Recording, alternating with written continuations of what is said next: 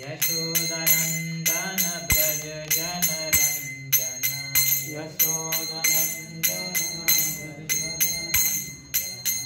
यमुनातीरावनचारि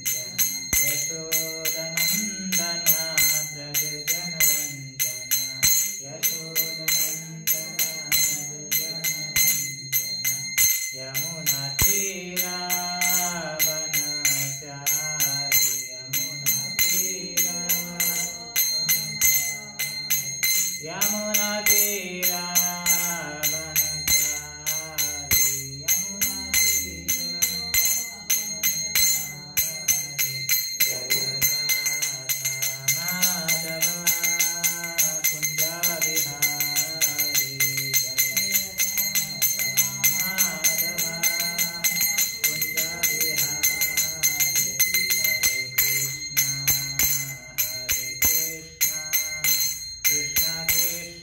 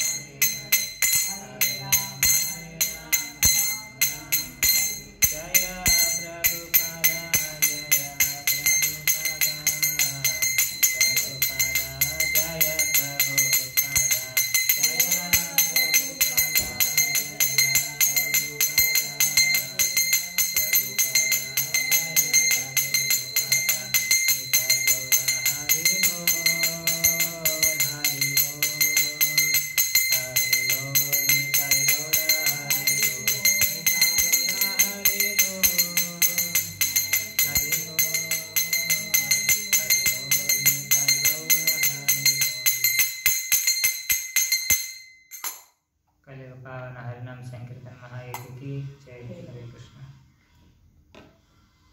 ओम नमो भगवते वासुदेवाय। ओम नमो भगवते वासुदेवाय। ओम नमो भगवते वासुदेवाय। ओम नमो भगवते वासुदेवाय। ओम नमो भगवते वासुदेवाय। ओम नमो भगवते वासुदेवाय। ओम अज्ञानतिमिरान्धस्य ज्ञानाञ्जनशलाकया चक्षुरुन्मिलितं येन तस्मै श्रीगुरुवे नमः। श्रीचैतन्यमनोभीष्टं स्थापितं येन भूतले स्वयं रूपकदा मह्यं ददाति स्वपदान्तिकं। वन्देऽहं श्रीगुरुः श्रीयुतापदकमलं श्रीगुरुं वैष्णवांश्च श्रीरूपं साग्रजातां सागणरघुनाथान्वितं तं सजीवं साद्वैतं सावधूतं परिजनसहितं कृष्णचैतन्यदेवं श्रीराधा कृष्णपादान् सागणललिता श्रीविशाखान्वितांश्च। नमः ओं विष्णुपादाय कृष्णप्रेष्ठाय भूतले श्रीमते भक्तिवेदान्तस्वामिन्निति नामिने। नमस्ते सारस्वते देवे गौरवाणी प्रचारिणे निर्विशेषशून्यवादी पाश्चात्यदेशतारिणे। वाञ्छाकल्पतरुभ्यश्च कृपा सिन्धुभ्य एव च पतितानां पावनेभ्यो वैष्णवेभ्यो नमो नमः। नमो महावदन्याय कृष्णप्रेमप्रदायते कृष्णाय कृष्णचैतन्यनामने गौरदृशे नमः। हे कृष्णा करुणा सिन्धु दीनबन्धु जगत्पते गोपेश गोपिका कान्त राधा कान्त नमस्तुते। तप्त कांचन गौरांगी राधे वृंदावनेश्वरी वृषभानुसुते देवी प्रणमामि हरिप्रिये। जय श्री कृष्ण चैतन्य प्रभु नित्यानंद श्री अद्वैत गदाधर श्रीवास आदि गौर भक्तवृंद। हरे कृष्णा कृष्णा कृष्णा हरे हरे हरे राम राम राम हरे हरे। हरे कृष्णा कृष्णा कृष्णा हरे हरे हरे राम राम राम हरे हरे। हरे कृष्णा कृष्णा कृष्णा हरे हरे हरे राम राम राम हरे हरे। मूकं करोति वाचालान् भागं लङ्घयति गिरिं यत्कृपातमहं वन्दे श्रीगुरुं दीनतारिणं परमानन्दमाधवं श्रीचैतन्येश्वरं। हरे कृष्ण। ಮೊನ್ನೆ ನೋಡಿದ್ವಿ ಮೊನ್ನೆ ಕ್ಲಾಸ್ ಹೋದ ಶನಿವಾರದಲ್ಲಿ ನಾವು ನೋಡಿದ್ದೇನೆಂದರೆ ಎಲ್ಲ ದೇವತೆಗಳು ನಮ್ಮ ಹಿಂದೂ ಧರ್ಮದಲ್ಲಿ ಭಾಳಷ್ಟು ದೇವತೆಗಳಿದ್ದಾರೆ. ಭಾಳಷ್ಟು ದೇವತೆಗಳಿದ್ದಾರಲ್ವ, ಇಂದ್ರ ಚಂದ್ರ ಅಗ್ನಿ ವರುಣ ವಾಯು ಬ್ರಹ್ಮ ವಿಷ್ಣು ಮಹೇಶ್ವರ. ಅಂದರೆ ಎಲ್ಲರಿಗಿನ ಎಲ್ಲರಲ್ಲಿ ಸುಪೀರಿಯರ್, ಎಲ್ಲರ ಮೇಲೂ ದೇವ್ರು ಯಾರು? ದೇವ್ರು ಒಬ್ಬದೇ ಇರೋದು, ಅನ್ಯ ದೇವರುಗಳಿಲ್ಲ.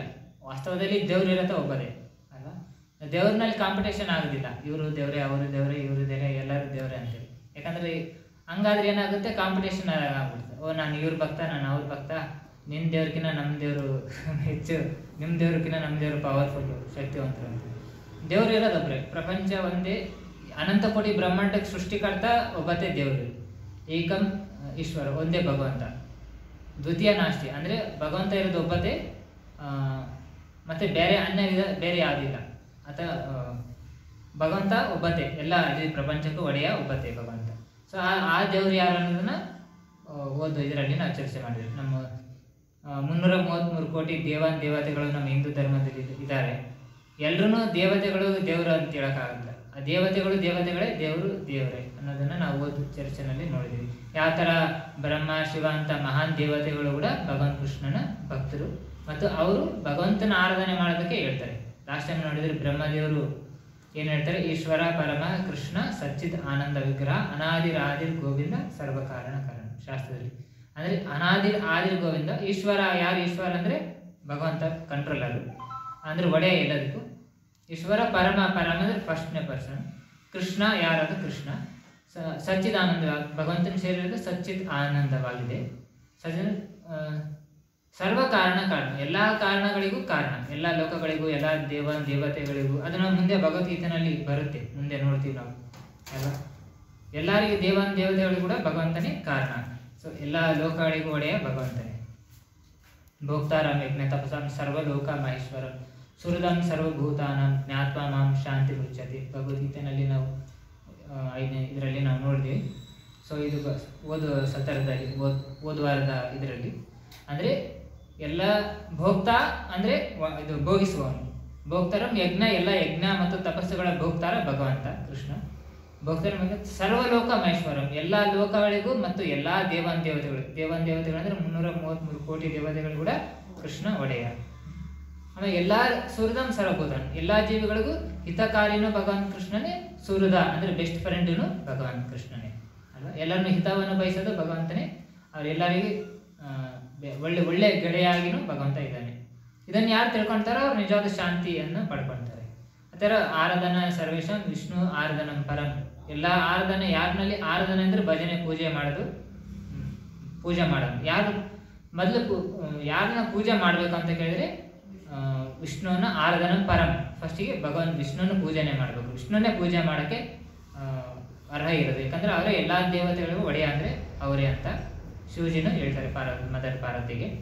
ಸೊ ಈ ಥರ ಎಲ್ಲವನ್ನು ನಾವು ನೋಡಿದ್ವಿ ಓದು ಇದರಲ್ಲಿ. ಸೊ ಎಲ್ಲರಿಗೂ ಒಡೆಯ ಅಂದರೆ ಭಗವಾನ್ ಕೃಷ್ಣ. ಸೊ ಎಲ್ಲದನ್ನು ಕೊಡೋದು ಭಗವಂತ ಕೃಷ್ಣ. ಈಗ ನಾವೇನೋ ನಾವು ಭಗವಂತನ ಹತ್ರ ಪಡ್ಕೊತೀವೋ, ಅದು ಇನ್ನು ಅನ್ಯ ದೇವತೆಗಳನ್ನ ನಾವು ಭಕ್ತಿ ಮಾಡಿ ಏನು ಪಡ್ಕೊತೀವೋ ಅದನ್ನು ಕೂಡ ಆ ದೇವತೆಗಳ ಮುಖಾಂತರ ಭಗವಾನ್ ಕೃಷ್ಣನ ಮುಖಾಂತರ ದೇವತೆಗಳು ಕೂಡ ಅವರಿಗೆ ವರ ಕೊಡೋದು. ಫಾರ್ ಎಕ್ಸಾಂಪಲ್, ನಾನು ಯಾವುದೋ ಅನ್ಯ ದೇವತೆಗಳನ್ನ ನಾವು ಪ್ರಾರ್ಥನೆ ಮಾಡಿದೆ ಅಥವಾ ಭಜನೆ ಮಾಡಿದೆ ಅಥವಾ ದೇವತೆ ಹತ್ರ ನಾನು ನಡ್ಕೊಂಡೆ, ಅವರು ಕೊಡೋದಕ್ಕೆ ಶಕ್ತಿ ಯಾರಿಂದ ಪಡ್ಕೊತಾರೆ? ಕೃಷ್ಣನಿಂದಾನೆ, ಆ ಭಗವಂತನಿಂದನೇ ಬರೋದು.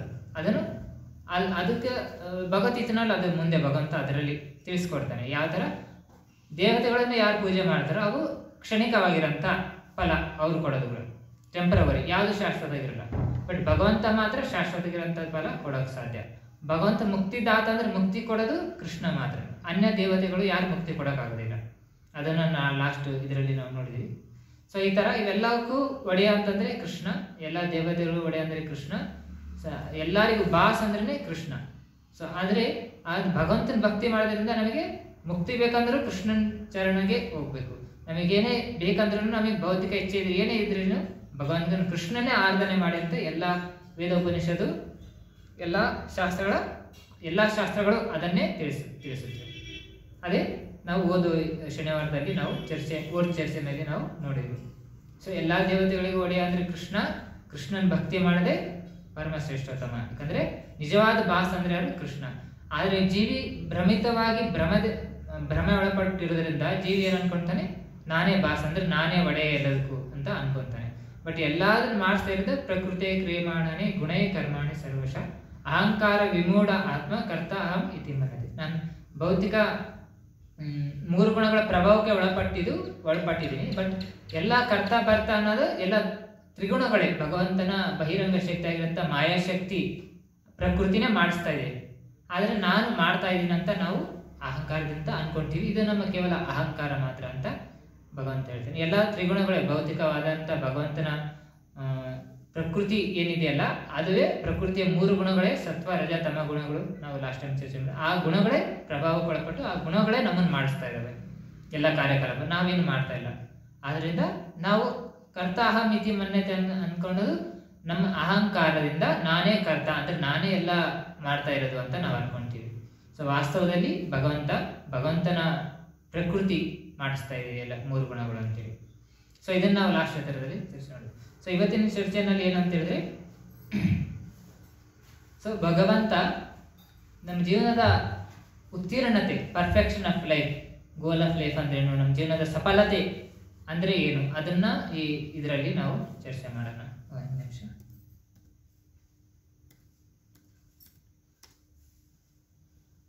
ಪ್ರಭು ಹರೇ ಕೃಷ್ಣ. ಹೇಮಂತ್ ಪ್ರಭು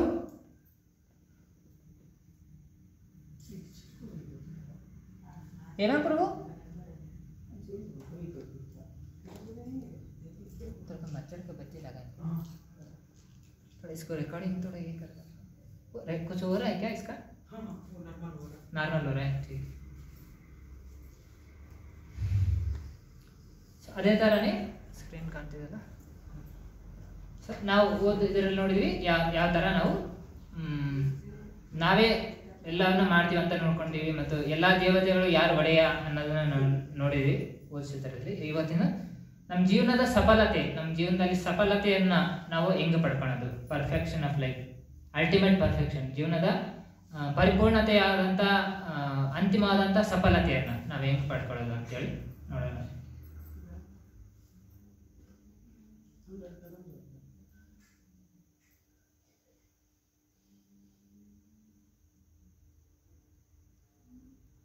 ಸೊ ಶ್ರೀಕೃಷ್ಣನ ಈ ಪ್ರಪಂಚವನ್ನು ಅಂದಾಜು ಮಾಡೋದು. ಸೊ ಇದನ್ನು ಚರ್ಚೆ ಮಾಡೋಣ.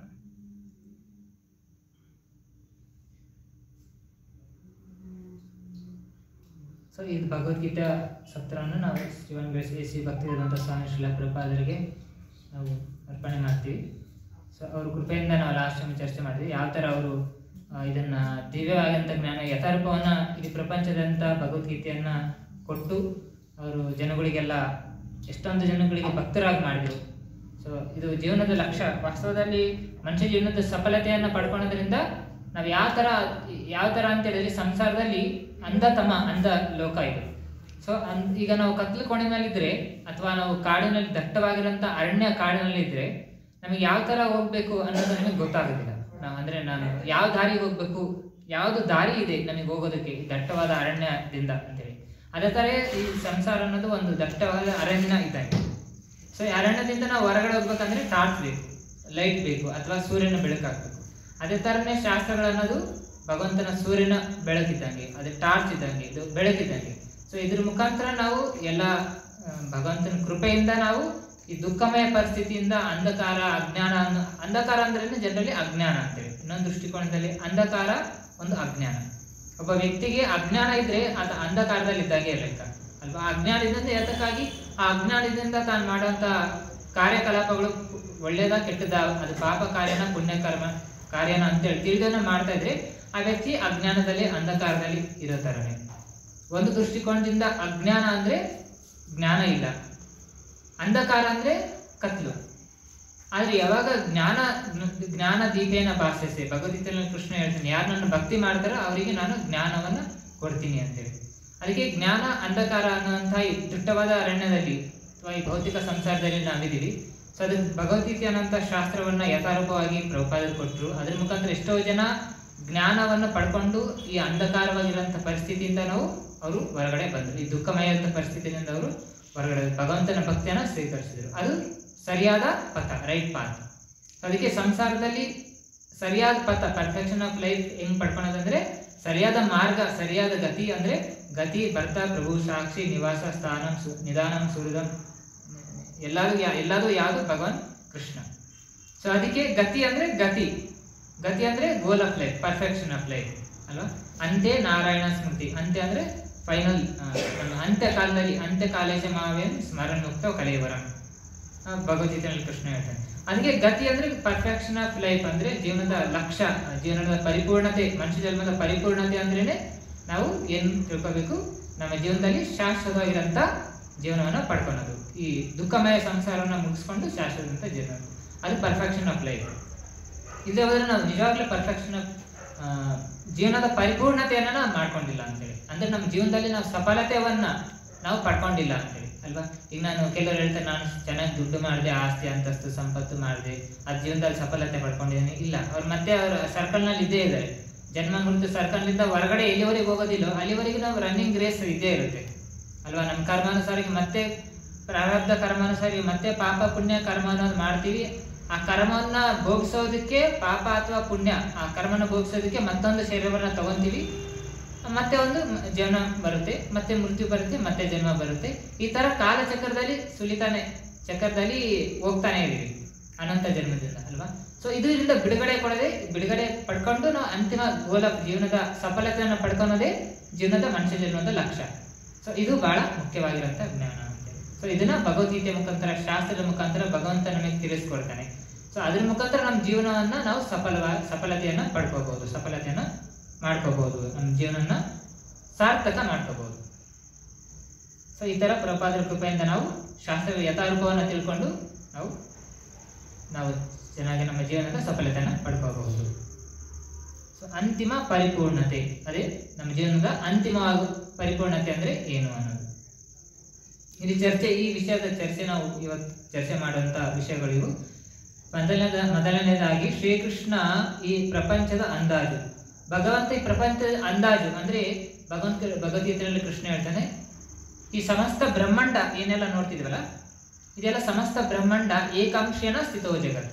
ಭಗವಂತನ ಒಂದು ಅಂಶದಿಂದ ಸಮಸ್ತ ಬ್ರಹ್ಮಾಂಡ ಸೃಷ್ಟಿ ಮಾಡಿದ್ದೇನೆ, ಪಾಲನೆ ಮಾಡ್ತಿದ್ದೇನೆ, ಪೋಷಣೆ ಮಾಡ್ತಿದ್ದೇನೆ, ಅಂತ್ಯ ಕಾಲದಲ್ಲಿ ನಷ್ಟನೂ ಮಾಡ್ತಾನೆ, ವಿನಾಶ ಮಾಡ್ತಾನೆ, ಯಾವಾಗ ಪ್ರಳಯ ಕಾಲದಲ್ಲಿ. ಅದೇ ತರನೇ ಅನಂತ ಜನ್ಮದಿಂದ ಈ ಸೃಷ್ಟಿ, ಪಾಲನೆ, ಸೃಜನೆ, ಲಯ ಅನ್ನೋದು ನಡೀತಾನೆ ಇದೆ. ಎಲ್ಲಿವರೆಗೂ ನಡೀತಾ ಇರುತ್ತೆ, ಜೀವಿಗಳು ಎಲ್ಲಿವರೆಗೆ ತನ್ನ ಜೀವನದ ಸಫಲತೆಯನ್ನ ಪಡ್ಕೊಂಡು ಭಗವಂತನ ಬಳಿ ಶಾಶ್ವತವಾಗಿರಂತ ಜ್ಞಾನವ, ಶಾಶ್ವತ ಆಗಿರಂತ ದಿವ್ಯ ಶರೀರವನ್ನು ಪಡ್ಕೊಂಡು ಶಾಶ್ವತ ಆಗಿರಂತ ಭಗವಂತನ ಸೂರ್ಯನ ಭಗವಾನ್ ಶ್ರೀಕೃಷ್ಣನ ಆಧ್ಯಾತ್ಮಿಕ ಗೋಲೋಕ ವೃಂದಾವನ ಶಾಶ್ವತ ಧಾಮಕ್ಕೂ ಎಲ್ಲಿವರೆಗೆ ಹೋಗೋದಿಲ್ಲ ಅಲ್ಲಿವರೆಗೆ ಎಲ್ಲಿವರೆಗೆ ಜೀವಿ ಇರ್ತಾರೋ ಅಲ್ಲಿವರೆಗೆ ಭಗವಂತ ಸೃಜನ, ಸೃಷ್ಟಿ, ಕ್ರಿಯಾ ಇವನ್ನೆಲ್ಲ ಮಾಡ್ತಾನೆ ಇರ್ತಾನೆ. ಅದಕ್ಕಾಗಿ ಅವ್ರಿಗೆ ಇರೋದಕ್ಕೆ ಕೆಲವೊಂದು ಸ್ಥಾನ ಬೇಕಲ್ವ. ಸೊ ಸಾಧನೆ ಮಾಡೋದಕ್ಕೆ ಇದು ಸಾಧ್ಯ, ಸಾಧನೆ ಮಾಡೋದಕ್ಕೆ ಒಂದು ಸ್ಥಳ ಇದೆ ನಮಗೆ.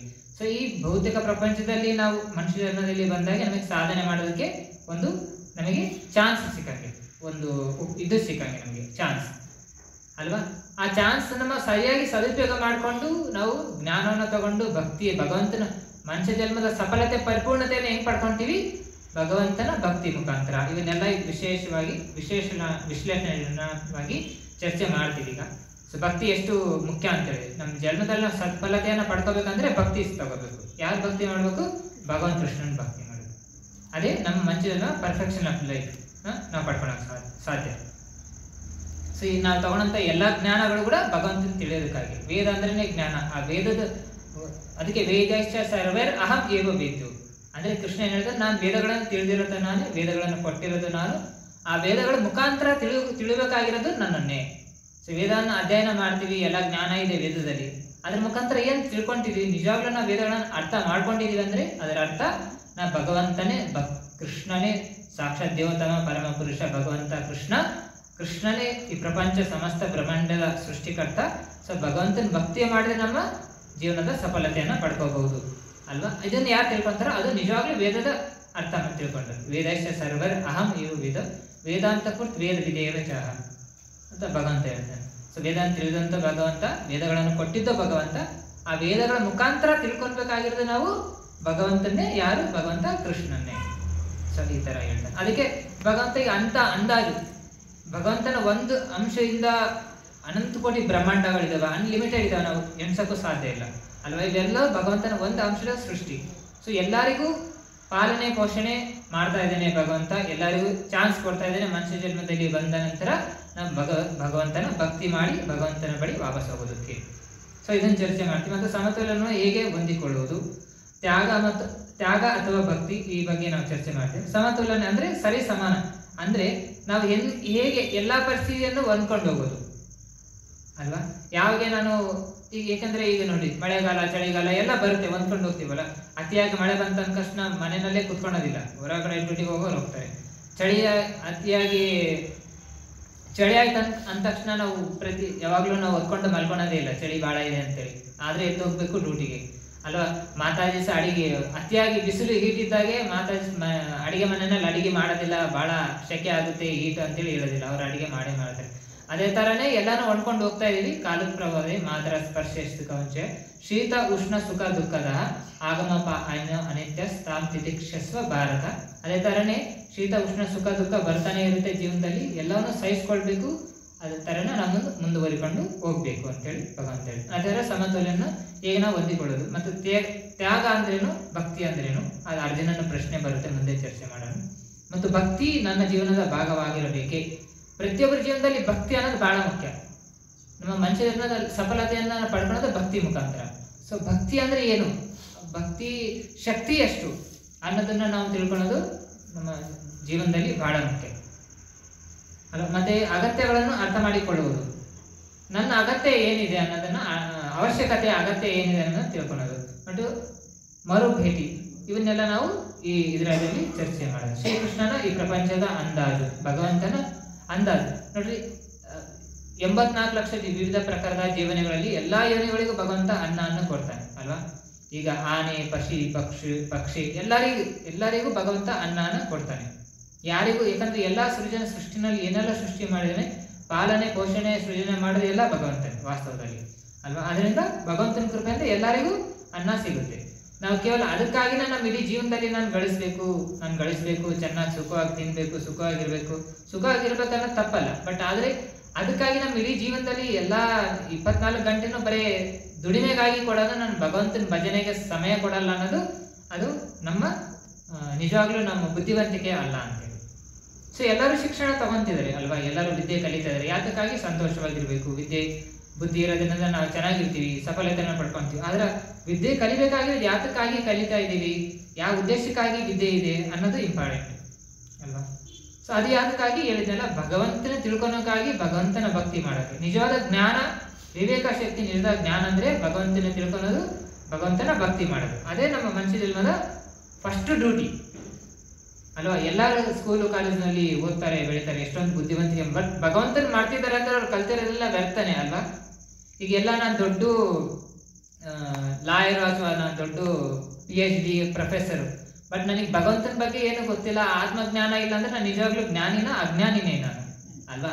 ಅದೇ ತರನೇ ಭಗವಂತನ ಭಕ್ತಿ ಇಲ್ಲ, ಭಗವಂತನ ಭಕ್ತಿ ಮಾಡದೆ ಎಲ್ಲಾ ಶಾಸ್ತ್ರಗಳ ಸಾರ ಗೊತ್ತಿಲ್ಲ, ಶಾಸ್ತ್ರಗಳು ಓದಿಲ್ಲ ಅಂತ ಹೇಳಿದ್ರೆ ನಿಜವಾಗ್ಲೂ ನಾವು ಜ್ಞಾನಿ ಅಂತ ಹೇಳ್ಕೊಳಕ್ಕಾಗಲ್ಲ. ನಾವು ದೊಡ್ಡ PhD ಮಾಡಿರ್ಬೋದು, ಬಟ್ ಅದು ಭೌತಿಕ ಜ್ಞಾನ, ಅದು ಕೇವಲ ಹೊಟ್ಟೆ ತುಂಬಿಸುವಂತ ವಿದ್ಯೆ ಆಯ್ತು, ಆತ್ಮ ಉದ್ಧಾರ ಮಾಡುವಂತ ವಿದ್ಯೆ ಅಲ್ಲ ಅದು.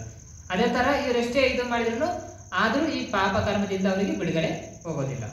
ಮತ್ತೆ ಈ ರೀತಿ ಎಷ್ಟೇ ಚೆನ್ನಾಗಿ ಓದಿದ್ರು ಕೂಡ ಈ ಪಾಪ ಕರ್ಮ ಮಾಡೋರು ಕೂಡ ಇರ್ತಾರೆ. ಎಷ್ಟು ಜನಕ್ಕೆ ಗೊತ್ತಿರುತ್ತೆ ಕುಡಿಬಾರ್ದು ಅಂತ ಹೇಳಿ ಮಾತ್ರ ಕುಡಿತಾರೆ, ಮತ್ತೆ ಪಾಪ ಕರ್ಮ ಮಾಡಬಾರ್ದು ಆದ್ರೂ ಮಾಡ್ತಾರೆ ಜನ ಅಲ್ವಾ.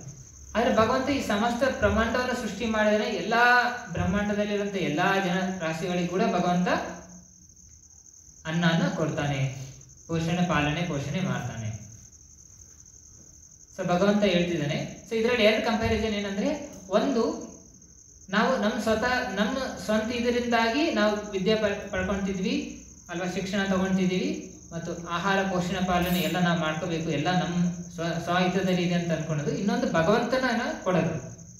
ವಾಸ್ತವದಲ್ಲಿ ಭಗವಂತ ಎಲ್ಲ ಕೊಡ್ತಾ ಇದ್ದಾನೆ, ನಮ್ಮ ಪ್ರಯತ್ನ ಮಾತ್ರ ನಾವು ಮಾಡ್ತಾ ಇದ್ದೀವಿ. ಭಗವಂತನ ಕೃಷ್ಣನೇ ಹೇಳ್ತಾನಲ್ಲ ಅರ್ಜುನಗ, ನೀನು ಪ್ರತಿನಿಧಿ ಇದು ಮಾತ್ರ, ಅದು ಎಲ್ಲ ಕಾರ್ಯವನ್ನು ನಾನೇ ಮಾಡ್ತೀನಿ ಅಂತೇಳಿ. ಅದೇ ತರನೇ ಸಾಚಿ ಭಗವಂತ ಹೇಳ್ತಾನೆ ಅರ್ಜುನ, ಎಲ್ಲರನ್ನ ನಾನು ಆಲ್ರೆಡಿ ಸಂಹಾರ ಮಾಡಿದ್ದೀನಿ, ಕೇವಲ ಇದು ಮಾತ್ರ ಆಗಿರು, ಕ್ರೆಡಿಟ್ ನೀನ್ ತಗೋ ಅಂತ ಹೇಳ್ತಾನೆ ಕೃಷ್ಣ.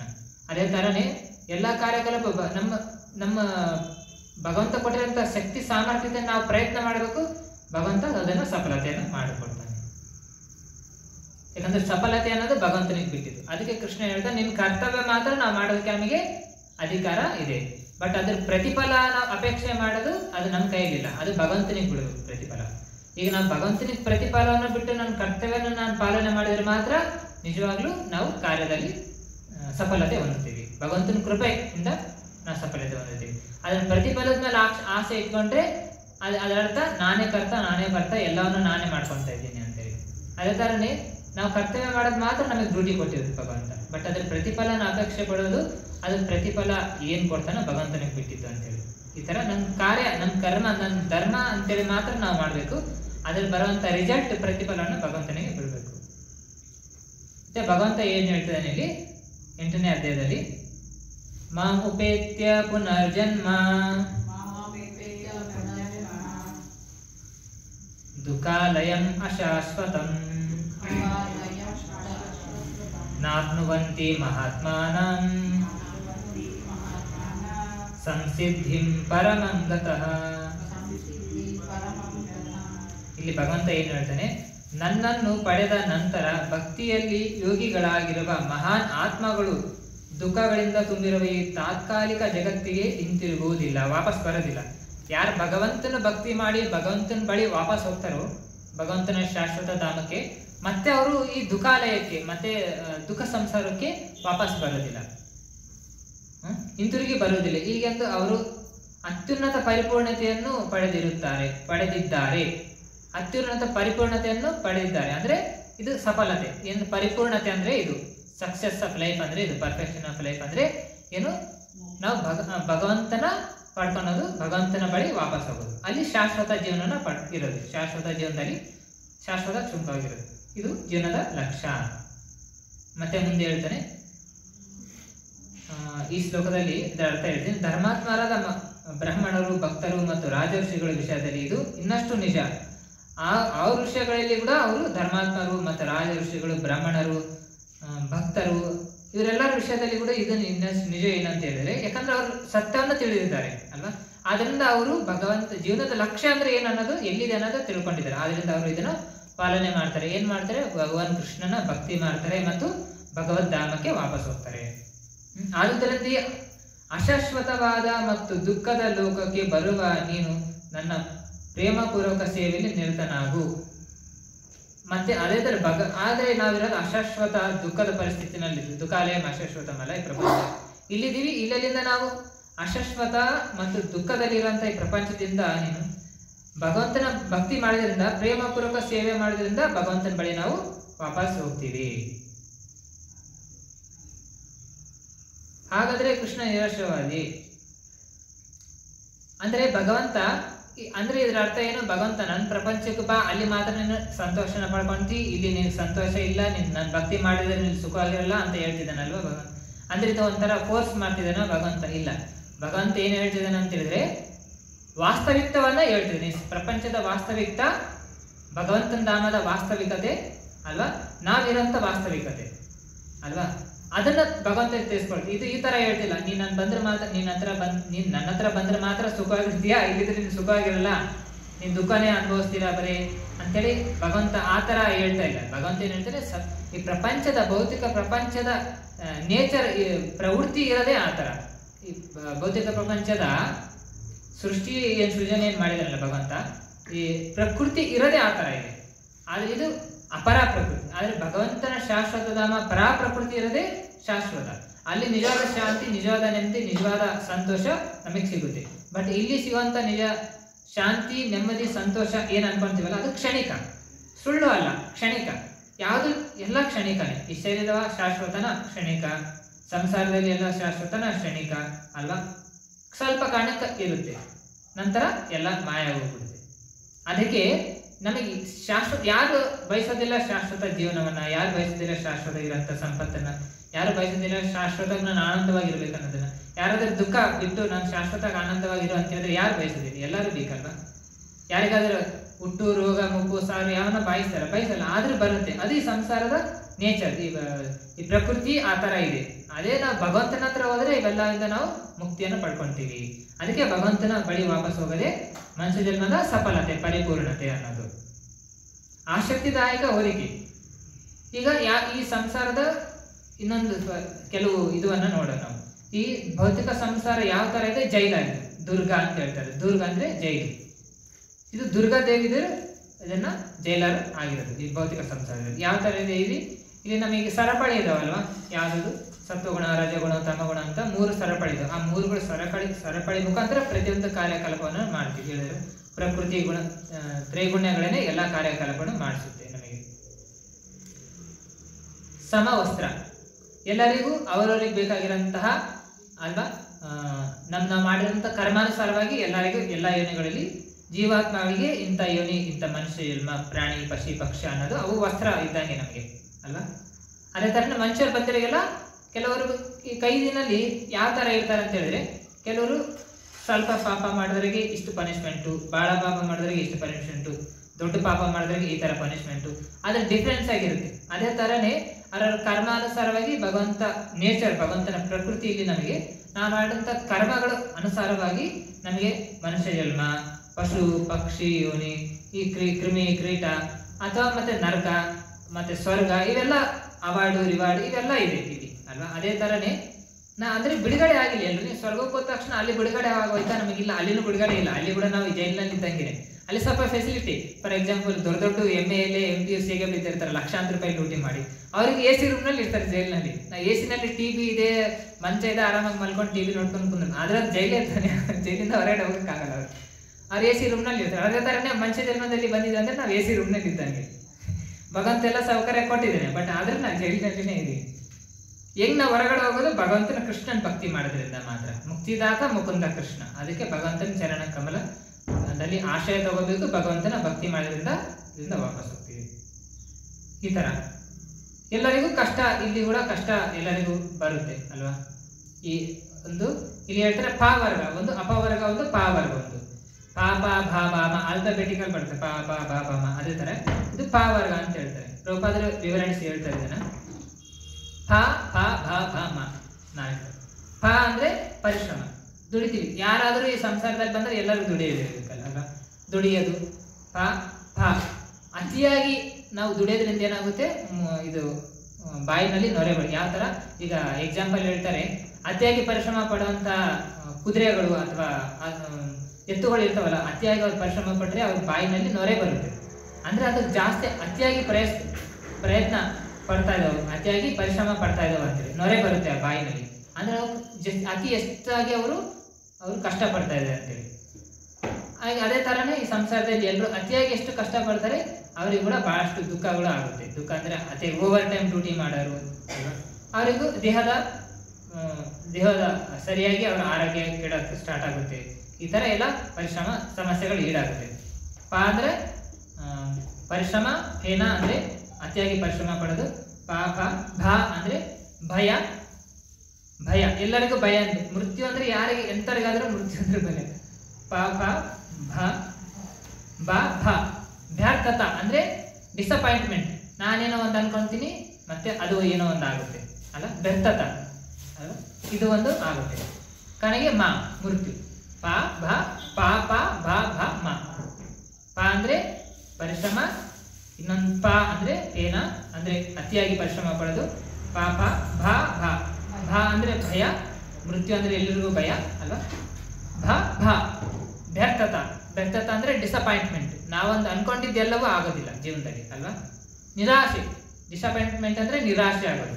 ನಾ ಅನ್ಕೊಂಡಿದ್ದು ಎಲ್ಲ ಜೀವನದಲ್ಲಿ ಆಗೋಗುತ್ತಾ, ನಿರಾಶೆ ಆಗುತ್ತಲ್ವಾ. ಎಷ್ಟೋ ಜನಕ್ಕೆ ನಿರಾಶೆ ಆಗುತ್ತೆ, ಅನ್ಕೊಂಡಿದ್ದೆಲ್ಲ ಉಲ್ಟಾ ಆಗೋದೇ ಇರುತ್ತೆ ಅಲ್ವಾ. ಈ ತರನೂ ಆಗುತ್ತೆ. ಪಾಪ ಭಾವ ಮ ಅಂದ್ರೆ ಕೊನೆಯದಾಗಿ ಮೃತ್ಯು. ಮೃತ್ಯು ಮೃತ್ಯು ಮೃತ್ಯು ಈ ಶರೀರವನ್ನು ಬಿಡುವಂತ ಸಮಯ ಬರುತ್ತೆ. ಇವಕ್ಕಂತಾರೆ ಪವರ್ಗ ಅಂತೇಳಿ. ಸೊ ಇವೆಲ್ಲ ಇದು ಭೌತಿಕ ಸಂಸಾರ. ಇದ್ರ ಮೇಲೆ ಮತ್ತೆ ಆಧ್ಯಾತ್ಮಿಕ ಕ್ಲೇಶ, ಆದಿ ದೈವಿಕ ಕ್ಲೇಶ, ಆದಿ ಭೌತಿಕ ಕ್ಲೇಶ ಅಲ್ವಾ. ಇವೆಲ್ಲ ದುಃಖ. ಕ್ಲೇಶ ಅಂದ್ರೆ ದುಃಖ. ಆಧ್ಯಾತ್ಮಿಕ ಕ್ಲೇಶ ಅಂದ್ರೆ ನಮ್ಮ ಮನಸ್ಸಿನಿಂದ, ನಮಗೆ ನಮ್ಮ ಮನಸ್ಸು ಶರೀರದಿಂದ ಆಗುವಂತ ದುಃಖ ಅಲ್ಲ. ಆದಿ ದೈವಿಕ ಕ್ಲೇಶ ಅಂತ ಹೇಳಿದ್ರೆ, ದೈವಿಕ ಅಂದ್ರೆ ಪ್ರಕೃತಿ ವಿಕೋಪದಿಂದ ಆಗುವಂತ ದುಃಖ, ಬರುವಂತ ದುಃಖ. ಆಧ್ಯಾತ್ಮಿಕ, ಆದಿ ಆತ್ಮಿಕ, ಆದಿ ದೈವಿಕ, ಆದಿ ಭೌತಿಕ. ಭೌತಿಕ ಅಂತ ಹೇಳಿದ್ರೆ ಈ ಶರೀರದಿಂದ ಮತ್ತೆ ಈ ಶರೀರ ಸಂಬಂಧಿಗಳು, ಕ್ರಿಮಿ ಕೀಟಗಳು, ಸೊಳ್ಳೆ ಫಾರ್ ಎಕ್ಸಾಂಪಲ್, ಸೊಳ್ಳೆ ಇದು ಭೌತಿಕ ಕ್ಲೇಶ ಅಂದ್ರೆ ದುಃಖ. ಇವೆಲ್ಲದರಿಂದ ನಮಗೆ ದುಃಖ ಆಗುತ್ತೆ ಅಲ್ವಾ. ಈ ತರ ಎಲ್ಲಾ ದುಃಖಮಯ ಪರಿಸ್ಥಿತಿ, ದುಃಖಲಯ ಮಾಶಾಶ್ವತ. ಅದಕ್ಕೆ ಜೈಲಿನಲ್ಲಿ ದುಃಖ ಇದ್ದೇ ಇರುತ್ತೆ ಅಲ್ವಾ. ಅದೇ ತರನೇ ಈ ಸಂಸಾರದಲ್ಲಿ ನಾವು ಮಾಡಿರೋ ಕರ್ಮಾನುಸಾರವಾಗಿ ಇಲ್ಲಿದ್ದೀವಿ. ಸೊ ಅದನ್ನ ನಾವು ಆ ಕರ್ಮದ ಪ್ರತಿಫಲವನ್ನು ಅನುಭವಿಸ್ತಾ ಇದ್ದೀವಿ. ಏನೆಲ್ಲ ನಮಗೆ ಬರ್ತಾ ಇದೆ ನಮ್ಮ ಜೀವನದಲ್ಲಿ, ಅದು ನಮ್ಮ ಕರ್ಮದ ಪ್ರತಿಫಲ ಮಾತ್ರನೇ. ನಾವು ಮಾಡಿದ್ರೆ ನಮಗೆ ಬರುತ್ತೆ, ನಮಗೆ ಮಾಡದೇ ಇದ್ದು ಏನೋ ಬರೋದೇ ಇಲ್ಲ ಅಲ್ವಾ. ಅದೇ ತರನೇ ನಾವು ಒಳ್ಳೇದು ಮಾಡಿದ್ರೆ ಒಳ್ಳೇದಾಗುತ್ತೆ, ಕೆಟ್ಟದ್ದು ಮಾಡಿದ್ರೆ ಕೆಟ್ಟದಾಗುತ್ತೆ. ಕರ್ಮದ ಪ್ರಾರಂಭ ಕರ್ಮ ಅನುಸಾರವಾಗಿ ನಮಗೆ ಏನೇನು ದೊರಕುತ್ತೋ ಅದು ದೊರಕುತ್ತೆ. ಆದ್ರೆ ಎಲ್ಲದಕ್ಕಿಂತ ಮುಖ್ಯವಾಗಿ ನಮ್ಮ ಮನುಷ್ಯ ಜನ್ಮದ ಫಸ್ಟ್ ಡ್ಯೂಟಿ, ಮೊದಲನೇ ಡ್ಯೂಟಿ ಅಂದ್ರೆ ಏನು, ಭಗವಂತನ ಕೃಷ್ಣನ ಭಕ್ತಿ ಮಾಡೋದು. ಅದು ಫಸ್ಟ್ನೇ ಡ್ಯೂಟಿ. ಅದು ಯಾವಾಗ ಮಾಡಿದೀವಿ ನಾವು, ಶಾಸ್ತ್ರ ಹೇಳುತ್ತೆ ಫಸ್ಟಿಗೆ ನಾವು ಯಾವಾಗ ಭಗವಂತನಿಗೆ ಹುಟ್ಟಿ ಬಂದೇವಲ್ಲ ಗರ್ಭದಲ್ಲಿ, ಅವಾಗೆ ನಾವು ತಾಯಿ ಗರ್ಭದಲ್ಲಿ ಇದ್ದಾಗೆ ನಾವು ಭಗವಂತನಿಗೆ ಪ್ರಾಮಿಸ್ ಮಾಡಿದೀವಿ ಅಂತೆ. ಶಾಸ್ತ್ರ ಹೇಳುತ್ತೆ ನಾವು ತಾಯಿ ಗರ್ಭದಲ್ಲಿ ಹುಟ್ಟಿದಾಗ, ತಾಯಿ ಗರ್ಭದಲ್ಲಿ ನಾವು ಇದ್ದಂತ ಪರಿಸ್ಥಿತಿ ಎಷ್ಟು ದುಃಖಮಯ ಪರಿಸ್ಥಿತಿ ಇತ್ತು ಅಂತ ಹೇಳಿದ್ರೆ, ಅವಾಗ ನಾವು ಭಗವಂತನ ಪ್ರಾರ್ಥನೆ ಮಾಡಿದ್ವಿ ಏನಂತೇಳಿ, ಭಗವಂತ ಈ ದುಃಖಮಯದ ಪರಿಸ್ಥಿತಿಯಿಂದ ನನ್ನನ್ನು ಪಾರು ಮಾಡು, ನಾನೇನು ಭಕ್ತಿ ಮಾಡ್ತೀನಿ ಅಂತೇಳಿ ಅಲ್ವಾ. ಅವಾಗ ನಾವು ಭಗವಂತನಿಗೆ ಪ್ರಾಮಿಸ್ ಕೊಟ್ಟಿದ್ದೀವಿ. ಬಟ್ ನಾವು ಸಂಸಾರ ಹೊರಗಡೆ ಬಂದ್ಮೇಲೆ ಎಲ್ಲವನ್ನು ಮಾಡ್ಕೊಂಡ್ಬಿಡ್ತೀವಿ ಅಲ್ವಾ. ಆದ್ರೆ ನಾವು ಭಗವಂತನಿಗೆ ಆಲ್ರೆಡಿ ನಾವು ಪ್ರಾಮಿಸ್ ಕೊಟ್ಟಿದ್ದೀವಿ. ಏನು ಕೊಟ್ಟಿದ್ದೀವಿ, ನಾನು ಹೊರಗಡೆ ಬಂದ್ರೆ ನಿನ್ ಭಕ್ತಿ ಮಾಡ್ತೀನಿ, ನನ್ನ ದುಃಖಮಯ ಪರಿಸ್ಥಿತಿಯಿಂದ, ಈ ಮೃತ್ಯು ಸಂಸಾರ ವರ್ತ್ಮನಿ, ಇದರಿಂದ ನನಗೆ ಪಾರ್ ಮಾಡು ಅಂತೇಳಿ. ಸೊ ಅದಕ್ಕೆ ನಾವು ಭಗವಂತನ ಭಕ್ತಿ ಮಾಡಕ್ ಸ್ಟಾರ್ಟ್ ಮಾಡಿದ್ರೆ, ನಾವು ಭಗವಂತನಿಗೆ ಕೊಟ್ಟಿರೋಂತಹ ಪ್ರಾಮಿಸ್ ಏನಿದೆಯಲ್ಲ ಅದನ್ನ ನಾವು ಮಾಡ್ತೀವಿ. ಅದರಲ್ಲಿ ಸಫಲತೆಯನ್ನು ಪಡ್ಕೊಂತೀವಿ. ಅದಾಗ ನಾವು ಪರಿಪೂರ್ಣತೆಯನ್ನು, ಜೀವನದ ಪರ್ಫೆಕ್ಷನ್ ಆಫ್ ಲೈಫ್ ಅನ್ನು ನಾವು ಪಡ್ಕೊಂತೀವಿ. ಶಾಶ್ವತ ಜೀವನನ ಭಗವಂತನ ಭಕ್ತಿ ಮಾಡಿ ಪಡ್ಕೊಂತೀವಿ, ಭಗವಂತನ ಭಕ್ತಿ ಪಡ್ಕೊಂತೀವಿ. ಇದೇ ಹೋದ್ರೆ ನಾವು ಭಗವಂತನ ಪ್ರಾಮಿಸ್ ನಾವು ಮಾಡ್ತಿದ್ದೀವಿ, ಮತ್ತೆ ಮಾಡ್ತಾ ಹೋಗ್ಬಿಡ್ತೀವಿ. ನಾವು ಅನಂತ ಜನ್ಮದಿಲ್ಲ ನಾವು ಇದೇ ಪ್ರಾಮಿಸ್ ಮಾಡ್ತಾ ಇದ್ದೀವಿ. ಮನುಷ್ಯ ಜನ್ಮದಲ್ಲಿ ಎಷ್ಟೋ ಸತಿ ಬಂದಿದ್ದೀವಿ, ಮತ್ತೆ ಕಳ್ಕೊಂಡಿದ್ದೀವಿ. ಬಟ್ ಇವಾಗ ನಮಗೆ ಚಾನ್ಸ್ ಸಿಕ್ಕಿದೆ ಅಲ್ವಾ. ಚಾನ್ಸ್ ಸಿಕ್ಕಾಗೆ ನಾವು ಇದನ್ನ ನಮ್ಮ ಬುದ್ಧಿನ, ವಿವೇಕ ಶಕ್ತಿಯನ್ನ ಉಪಯೋಗಿಸಿ ಆ ಮನುಷ್ಯ ಜನ್ಮದ ಉದ್ದೇಶನೇ ಆಯ್ತು. ಶಾಸ್ತ್ರ ಅದಕ್ಕೆ ಹೇಳುತ್ತೆ, ಮನುಷ್ಯ ಜನ್ಮದ ಲಕ್ಷಣೇ ಭಗವಂತನ ಭಕ್ತಿ ಫಸ್ಟ್ ಡ್ಯೂಟಿ ಅಂದ್ರೆ. ಈಗ ಯಮಧರ್ಮರಾಜರು ಭಾಗವತ ಪುರಾಣದಲ್ಲಿ ಚರ್ಚೆ ಮಾಡ್ತಾರೆ. ಸೊ ಯಮಧರ್ಮರಾಜರು ಅಜಮಿಲ್ ಸ್ಟೋರಿನಲ್ಲಿ ಅವ್ರು ಹೇಳ್ತಾರೆ ಯಮದೂತರಿಗೆ ಫಸ್ಟ್ ಮನುಷ್ಯನ ಡ್ಯೂಟಿ ಅಂದ್ರೇನೆ ಏನು, ಭಗವಂತನ ಭಕ್ತಿ. ಫಸ್ಟ್ ಡ್ಯೂಟಿ ಪ್ರತಿಯೊಬ್ಬ ವ್ಯಕ್ತಿದು ಕೃಷ್ಣನ್ ಭಕ್ತಿ ಮಾಡೋದು, ಅದು ಫಸ್ಟ್ ಡ್ಯೂಟಿ ಅಂತ ಹೇಳ್ತಾರೆ. ಯಾರು ಭಗವಂತನ ಭಕ್ತಿ ಮಾಡ್ತಾ ಇಲ್ವೋ, ಯಾರು ಭಗವಂತನ ಶಾಸ್ತ್ರದ ವಿರುದ್ಧವಾಗಿ ನಡ್ಕೊಂತಿದ್ರು ಅಂಥವ್ರನ್ನ, ಪಾಪಿಗಳನ್ನ, ದ್ರೋಹಿಗಳನ್ನ ನನ್ನ ಬಳಿ ಹೇಳ್ಕೊಂಡ್ ಬರ್ರಿ ಅಂತೇಳಿ ಹೇಳ್ತಾರೆ. ಸೊ ಅದಕ್ಕೆ ಬಹಳ ಮುಖ್ಯ ನಮ್ಮ ಜೀವನದಲ್ಲಿ ಭಕ್ತಿ ಅನ್ನೋದು. ಸೊ ಇವನ್ನ ನಾವು ನೋಡಿದ್ವಿ, ಚರ್ಚೆ ಮಾಡಿದ್ವಿ. ಜೈಲಲಿತ ಆಲ್ರೆಡಿ ವಿವರಿಸಿದ್ದೀನಿ ನಾನು, ಅದಕ್ಕೆ ಸ್ಕಿಪ್ ಮಾಡ್ತೀನಿ. ಹರೇ ಕೃಷ್ಣ. ಓಕೆ, ಪ್ರಪಂಚದ ವಾಸ್ತವಿಕತೆ. ಸಂತೋಷದ ಬಹಳಷ್ಟು ಜಾಹೀರಾತುಗಳು. ಈಗ ನಾವು ಎಲ್ಲರೂ ಸಂತೋಷನ ಪಡ್ಕೊಳ್ಳೋದಕ್ಕಾಗಿ ನೋಡ್ತಾ ಇದ್ದೀವಿ. ವಾಸ್ತವದಲ್ಲಿ ಭೌತಿಕ ಸಂಸಾರದಲ್ಲಿ ವಾಸ್ತವದಾಗಿರೋಂಥ ಸಂತೋಷ ಸಿಗೋದಿಲ್ಲ. ಕ್ಷಣಿಕವಾಗಿರೋಂಥ ಸಂತೋಷ ಮೃತ ತೃಷ್ಣ ಅಂತ ಹೇಳ್ತಾರೆ. ಅಂದ್ರೆ ಕ್ಷಣಿಕವಾಗಿರೋಂಥ ಸಂತೋಷ, ವಾಸ್ತವದಾಗಿರೋಂಥ ಸಂತೋಷ ಅಂತ ಹೇಳಿದ್ರೆ ಅದು ಯಾವತ್ತಿಗೂ ಕಡಿಮೆ ಆಗಿರುತ್ತೆ. ಆನಂದ ಬುದ್ಧಿ ವರ್ಧನ ಅಂದ್ರೆ ವರ್ಧನೆ ಆಗ್ತಾನೆ ಇರುತ್ತೆ, ಕಡಿಮೆ ಆಗೋದಿಲ್ಲ. ಆದ್ರೆ ಈ ಸಂಸಾರದಲ್ಲಿ ಸಂತೋಷ ಅಷ್ಟಕ್ಕೂ ಇರೋದಿಲ್ಲ, ಅದಕ್ಕಿಂತ ಕಡಿಮೆನೇ ಆಗುತ್ತೆ ಕಾಲಕ್ರಮೇಣವಾಗಿ ಅಲ್ವಾ. ಅದೇ ತರನೇ ಈ ಸಂಸಾರದಲ್ಲಿ ವಾಸ್ತವ ಇರೋಂಥ ಸಂತೋಷ ನಮಗೆ ಪ್ರಾಪ್ತಿ ಮಾಡ್ಕೋಬೇಕಂದ್ರೆ ಭಗವಂತನ ಭಕ್ತಿ ಮಾಡೋದ್ರಿಂದ ಶಾಶ್ವತ ಆನಂದವನ್ನು ನಾವು ಪಡ್ಕೋಬಹುದು, ಸಂತೋಷವನ್ನು ನಾವು ಪಡ್ಕೋಬಹುದು. ಅದರಲ್ಲಿ ನಿಜವಾದ ಸಂತೋಷ, ಆನಂದ ಅನ್ನೋದು ಇದೆ. ಅದು ಯಾಕಂದ್ರೆ ನಿಷ್ಕಲ್ಮಶವಾಗಿರುವಂಥದ್ದು. ಈ ಸಂಸಾರದಲ್ಲಿ ಎಲ್ಲ ಕಲ್ಮಶವಾಗಿದೆ. ನನಗೆ ಕಲ್ಮಶವಾಗಿರೋದನ್ನು ತಗೊಂಡು ನಾನು ಸಂತೋಷ ಇರ್ತೀನಿ ಅಂತ ಹೇಳಿದ್ರೆ ಅದು ಆಗೋದಿಲ್ಲ. ನಿಷ್ಕಲ್ಮಶ ಇರೋಂಥ ಸಂತೋಷ ಅಂದ್ರೆ ಭಗವಂತನ ಭಕ್ತಿ. ಆವಾಗ ನಮಗೆ ಶಾಶ್ವತ ಇರೋಂಥ ಜ್ಞಾನ, ಶಾಶ್ವತ ಇರೋಂಥ ಬದುಕು ಸಿಗುತ್ತಲ್ವ, ಶಾಶ್ವತ ಇರೋಂಥ ಆಧ್ಯಾತ್ಮಿಕ ಶರೀರ. ಅವಾಗ ನಾವು ಭಗವಂತನ ಬಳಿ ಶಾಶ್ವತ ಇರೋಂಥ ಭಕ್ತಿ ಮಾಡಿ ಭಗವಂತನ ಬಳಿ ವಾಪಸ್ ಹೋದಾಗ ಶಾಶ್ವತ ಇರೋಂಥ ಜೀವನನ ನಾವು ಪಡ್ಕೊಳ್ತೀವಿ. ಅದು ನಿಜವಾದ ಸಂತೋಷ. ಪ್ರತಿಯೊಬ್ಬರು ಸಂತೋಷವಾಗಿರಲು ತಮ್ಮದೇ ಆದ ನವೀನ ರೀತಿಯಲ್ಲಿ ಪ್ರಯತ್ನಿಸುತ್ತಾರೆ. ಅಂದ್ರೆ ನಾನು ಸಂತೋಷವಾಗಿರ್ಬೇಕಾದ್ರೆ ನಂದೇ ಆದಂತ ಒಂದು ದಾರಿನ ಹುಡುಕೊಂತೀನಿ ನಾನು. ಫಾರ್ ಎಕ್ಸಾಂಪಲ್, ರಜಗುಣ, ತಮಗುಣ, ಸತಗುಣ ನಾವು ಚರ್ಚೆ ಮಾಡಿದ್ವಿ ಲಾಸ್ಟ್ ಇದರಲ್ಲಿ ಅಲ್ವಾ, ವಿಶ್ಲೇಷಣೆ ಮಾಡಿದ್ವಿ. ಸೊ ರಜಗುಣದ ಸಂತೋಷ ಬೇರೆ, ತಮಗುಣದಲ್ಲಿರುವಂತ ಸಂತೋಷ ಬೇರೆ, ಸತಗುಣದ ಸಂತೋಷನೇ ಬೇರೆ. ಸೊ ಸತಗುಣದಲ್ಲಿರುವಂತ ಎಕ್ಸಾಂಪಲ್ ಇನ್ನೊಂದು ಸ್ವಲ್ಪ ಹೇಳ್ತೀನಿ. ಸೊ ಸಂತೋಷ ಅವರು ಮೂರು ಇದರಲ್ಲಿ ಗುಣದಲ್ಲಿರುವಂತ ವ್ಯಕ್ತಿಗಳು ಯಾವ ತರ ಅರಿಸ್ತಾರೆ. ಸೊ ಸತ್ವಗುಣ ಅಂದ್ರೆ ಮೂಡ್ ಆಫ್ ಗುಡ್ನೆಸ್, ಒಳ್ಳೆ ಗುಣಗಳು. ಸೊ ಅವರು ಸಂತೋಷ ಸಂತೋಷ, ಮನಸ್ಸಿನ ನೆಮ್ಮದಿ, ಶಾಂತಿ ಯಾವಾಗ ಪಡ್ಕೊಳ್ತಾರೆ, ಯಾವಾಗ ಅವರು ಮನೆಯನ್ನು ಚೆನ್ನಾಗಿ ಗುಡಿಸಿ ಚೆನ್ನಾಗಿ ಕ್ಲೀನಾಗಿ ಮನೆ ಇಟ್ಕೊಳ್ತಾರೆ ಅಲ್ವಾ, ನೀಟ್ನೆಸ್ ಮೇಂಟೈನ್ ಮಾಡ್ತಾರೆ ಅವರು. ಆಮೇಲೆ ಮತ್ತೆ ಮನೆಯಲ್ಲಿರೋಂಥ ದೇವಸ್ಥಾನ ಅಂದ್ರೆ ಮನೆಯಲ್ಲಿರೋಂಥ ದೇವರೇನಿರ್ತಾರಲ್ವ, ಅವ್ರ ದೇವ್ರ ಪೂಜೆ ಮಾಡೋದ್ರಿಂದ, ಮತ್ತೆ ದೇವಸ್ಥಾನಗಳಿಗೆ ಬಂದು ಭಜನೆ ಕೀರ್ತನೆ ಕೇಳೋದ್ರಿಂದ, ಸತ್ಸಂಗ ಸಾಧು ಸಂಘ ಮಾಡೋದ್ರಿಂದ ಇವರಿಗೆ ನಿಜವಾಗ್ಲೂ ಅವ್ರಿಗೆ ನಿಜವಾದ ಶಾಂತಿ, ನೆಮ್ಮದಿ ಸಿಗುತ್ತೆ. ಮನೋರಂಜನೆ, ಮನಃಶಾಂತಿ ಯಾವಾಗ ಸಿಗುತ್ತೆ? ಮಂದಿರ ಅಂತ ಹೇಳ್ತೀವಿ. ಮಂದಿರ ಅಂದ್ರೆ ದೇವಸ್ಥಾನ, ಮಂದಿರ ಹಿಂದಿನಲ್ಲಿ. ಸೊ ಮಂದಿರದ ಮನಸ್ಸು ಕೂಡ ಶಾಂತವಾಗಿದೆ ದೇವಸ್ಥಾನಕ್ಕೆ ಹೋಗಿ ಬರೋದ್ರಿಂದ. ಈ ತರ ಸತ್ವಗುಣದವರು ಆ ತರ ಸಂತೋಷನ ಪಡ್ಕೊತಾರೆ. ಈಗ ರಜಗುಣದವರು, ತಮ ಗುಣದವರು ಯಾವ ತರ ಸಂತೋಷ ಪಡ್ಕೊತಾರೆ? ಅತಿಯಾಗಿರೋಂಥ ಹೊರಗಡೆ ಹೋಗಿ ರೆಸ್ಟೋರೆಂಟ್ ನಲ್ಲಿ ಬೇಕಾಗಿರೋದು ತಿನ್ನೋದು ಅಲ್ವಾ, ಮಜಾ ಮಾಡೋದು, ಸಿನಿಮಾಗೆ ಹೋಗೋದು, ಇದು ಅವರಿಗೆ ಸಂತೋಷ. ಯಾರಿಗೆ? ರಜಗುಣದವರಿಗೆ. ಮಸ್ತಿ ಮಾಡೋದು. ತಮ ಗುಣದವರಿಗೆ ಮಸ್ತಿ ಮಾಡೋಂಥ ಸಂತೋಷ ಏನು? ನೈಟ್ ಕ್ಲಬ್ಬಿಗೆ ಹೋಗೋದು ಅಲ್ವಾ, ಪಾಪ ಕಾರ್ಯವನ್ನ ಮಾಡೋದು, ಕುಡಿಯೋದು, ತಿನ್ನೋದು, ಅದು ಅವರಿಗೆ ಅದರಲ್ಲೇ ಸಂತೋಷ. ಸೊ ಅದು mood of ignorance, mood of passion. ಒಂದು ರಜಗುಣ, ತಮಗುಣ ಬರುವಂತ ಕಾಮ, ಲೋಭ, ದಯಾಸ್ತದೆ ಅಂದ್ರೆ ಇದು ಕಾಮ ಮತ್ತು ಲೋಭದಿಂದ ಪ್ರೇರೇಪಿತವಾಗಿ ಇರುವಂತ ಸಂತೋಷ. ಸೊ ಆದ್ರಿಂದ ಅದು ನಿಜವಾದ ಸಂತೋಷ ಅಲ್ಲ. ಅದರಿಂದ ಅವ್ರಿಗೆ ದುಃಖನೇ ಈಡು ಮಾಡುತ್ತೆ. ಅವ್ರಿಗೆ ಶರೀರಕ್ಕೂ ದುಃಖ ಮತ್ತು ಆ ಶರೀರ ಅಂತ್ಯ ಆದ ನಂತರ ನರಕ ಪಾಪ ಕರ್ಮ ಮಾಡಿದ್ರಿಂದ ನರಕಕ್ಕೆ ಹೋಗಿ ಅಲ್ಲಿನ ದುಃಖವನ್ನು ಅವರು ಅನುಭವಿಸಬೇಕಾಗುತ್ತೆ. ಈ ತರ ಸಂತೋಷದ ವಿವರಣೆಗಳು. ಸೊ ನಿಜವಾದ ಸಂತೋಷ ಅಂದ್ರೆ ಭಗವಂತನ ಭಕ್ತಿ ಮಾಡೋದು. ಶಾಸ್ತ್ರಗಳಲ್ಲಿ ಇರೋ ಪ್ರಕಾರ ನಾವು ಜೀವನದಲ್ಲಿ ನಿಜವಾದ ಸಂತೋಷನ ಪಡ್ಕೋಬಹುದು. ಅದು ನಿಜವಾದ ಸಂತೋಷ. ನಿಜವಾದ ಸಂತೋಷ ಅಂದ್ರೆ ನಮ್ಮ ಮನಸ್ಸಿಗೆ ನಿಜವಾದ ಸಂತೃಪ್ತಿಯನ್ನ ಕೊಡೋದು, ನಮ್ಮ ಆತ್ಮಕ್ಕೂ ನಿಜವಾದ ಸಂತೃಪ್ತಿಯನ್ನ ಕೊಡೋದು, ತೃಪ್ತಿಯನ್ನ ಕೊಡೋದು. ಅದು ನಿಜವಾದ ಸಂತೋಷ. ಜ್ಞಾನದಲ್ಲಿ ಇರೋದು, ಜ್ಞಾನನ ಅರ್ಜನೆ ಮಾಡೋದು. ಜ್ಞಾನ ವಿವೇಕ ಶಕ್ತಿಯಿಂದ ನಾವು ಸಂತೋಷವನ್ನು ಹುಡ್ಕೋಬೇಕು. ಶಾಸ್ತ್ರದ ಮುಖಾಂತರವನ್ನ, ಭಗವಂತನ ಕೃಪೆ ಮುಖಾಂತರ ನಾವು ಸಂತೋಷವನ್ನ ಹುಡ್ಕೋಬೇಕು. ಒಳ್ಳೆ ಪ್ರಾಮಾಣಿಕವಾಗಿರುವಂತ ಗುರುಗಳನ್ನ ಆದೇಶನ ಪಡ್ಕೊಂಡು ಅವ್ರ ಬಳಿ ಶರಣ ಹೊಂದಿ ಅದ್ರ ಮುಖಾಂತರವನ್ನ ನಿಜವಾದ ಸಂತೋಷವನ್ನ ಪ್ರಾಪ್ತಿ ನಾವು ಪಡ್ಕೋದು. ಈಗ ಅಜ್ಞಾನಿಗಳಿಗೆ ಸಂತೋಷ ಅಂದ್ರೆ ಏನು? ಸಂತೋಷ ಅಂದ್ರೆ ಅವ್ರಿಗೆ ಎಂಜಾಯ್ ಮಾಡೋದು ಅಂದ್ರೆ ಯಾವ ತರ ಎಂಜಾಯ್ ಮಾಡ್ತೀನಿ, ಪಾಪ ಕರ್ಮ ಮಾಡಿ ನಾನು ಸಂತೋಷವಾಗಿದ್ರು ಅದು ಸಂತೋಷ ಅಂತ ಅನ್ಕೊಂಡು, ಅದು ಕ್ಷಣಿಕವಾಗಿರುತ್ತೆ ಸಂತೋಷ. ಭಗವದ್ಗೀತೆನ ಲಾಸ್ಟ್ ನಾವು ಚರ್ಚೆ ಮಾಡಿದ್ರಲ್ವಾ. ಸೊ ರಜಗುಣ ತಮಗುಣ ಸತಗುಣದಲ್ಲಿರುವಂತ ವ್ಯಕ್ತಿಗಳು ಫಸ್ಟಿಗೆ ಅಂದ್ರೆ ಅಜ್ಞಾನದಲ್ಲಿರುವಂತ ವ್ಯಕ್ತಿಗಳಿಗೆ ಸಂತೋಷ ಯಾವ ತರ ಆಗುತ್ತೆ, ತಮಗುಣದ ವ್ಯಕ್ತಿಗಳಿಗೆ, ತಮಗುಣ ಮತ್ತು ರಜಗುಣದ ವ್ಯಕ್ತಿಗಳಿಗೆ ಎರಡು ಯಾವ ತರ ಅವರು ಸಂತೋಷ ಅವರಿಗೆ ಫಸ್ಟಿಗೆ ಅಮೃತದಂತೆ ಕಾಣುತ್ತೆ ಅಲ್ವಾ, ಆಮೇಲೆ ವಿಷ ಆಗುತ್ತೆ ಅವರಿಗೆ. ಅದೇ ಸತ್ವಗುಣದಲ್ಲಿ ಇರುವಂತರಿಗೆ ಯಾವ ತರ ಆಗುತ್ತೆ, ಫಸ್ಟಿಗೆ ಅವರಿಗೆ ಕಹಿಯಾಗಿ ಕಾಣುತ್ತೆ, ನಂತರ ಅಮೃತ ಆಗುತ್ತೆ. ಅದು ಭಗವದ್ಗೀತೆಯಲ್ಲಿ ಚರ್ಚೆ ಬರುತ್ತೆ. ಸೊ ಈ ತರ ಫಾರ್ ಎಕ್ಸಾಂಪಲ್ ಮಕ್ಕಳಿಗೆ ಫಸ್ಟಿಗೆ ಅವರು ಕಷ್ಟಪಟ್ಟು ದುಡಿತಾರೆ, ಕಷ್ಟಪಟ್ಟು ಓದ್ತಾರೆ, ಮಕ್ಕಳು ಓದಿಸ್ತಾರೆ ಅಲ್ವಾ. ಫಸ್ಟಿಗೆ ಅವರಿಗೆ ಕಷ್ಟನೇ ಅನ್ಸುತ್ತೆ ಅವ್ರಿಗೆ ಓದ್ಬೇಕಾದ್ರೆ. ಅವ್ರು ಚೆನ್ನಾಗಿ ಅವ್ರು ಓದ್ಕೊಂಡು ಅವ್ರು ಚೆನ್ನಾಗಿ ಪಾಸ್ ಆದ್ರೆ ಮುಂದೆ ಅವ್ರ ಫ್ಯೂಚರ್ ಚೆನ್ನಾಗಿರುತ್ತೆ, ಆಗ ಮುಂದೆ ಅವರಿಗೆ ಅಮೃತ ಇದ್ದಂಗೆ. ಫಸ್ಟಿಗೆ ಅವ್ರಿಗೆ ಕಹಿಯಾಗಿ ಕಾಣುತ್ತೆ. ಅಥವಾ ಒಬ್ಬ ತಾಯಿ ಒಬ್ಬ ಮಗುಗೆ ಆರಾಮಿರೋದಿಲ್ಲ, ಮೆಡಿಸಿನ್ ಕೊಡಬೇಕು.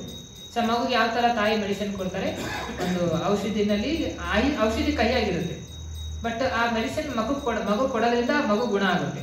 ಅದೇ ತರನೇ ಆ ಮೆಡಿಸಿನ್ ಫಸ್ಟಿಗೆ ಕಹಿಯಾಗಿ ಕಾಣುತ್ತೆ. ಫಾರ್ ಎಕ್ಸಾಂಪಲ್ ಇಲ್ಲ ಜಾಂಡೀಸ್ ಆಗಿರೋಂಥ ವ್ಯಕ್ತಿ, ಜಾಂಡೀಸ್ ಬಂದಿರೋಂಥ ಮಗು.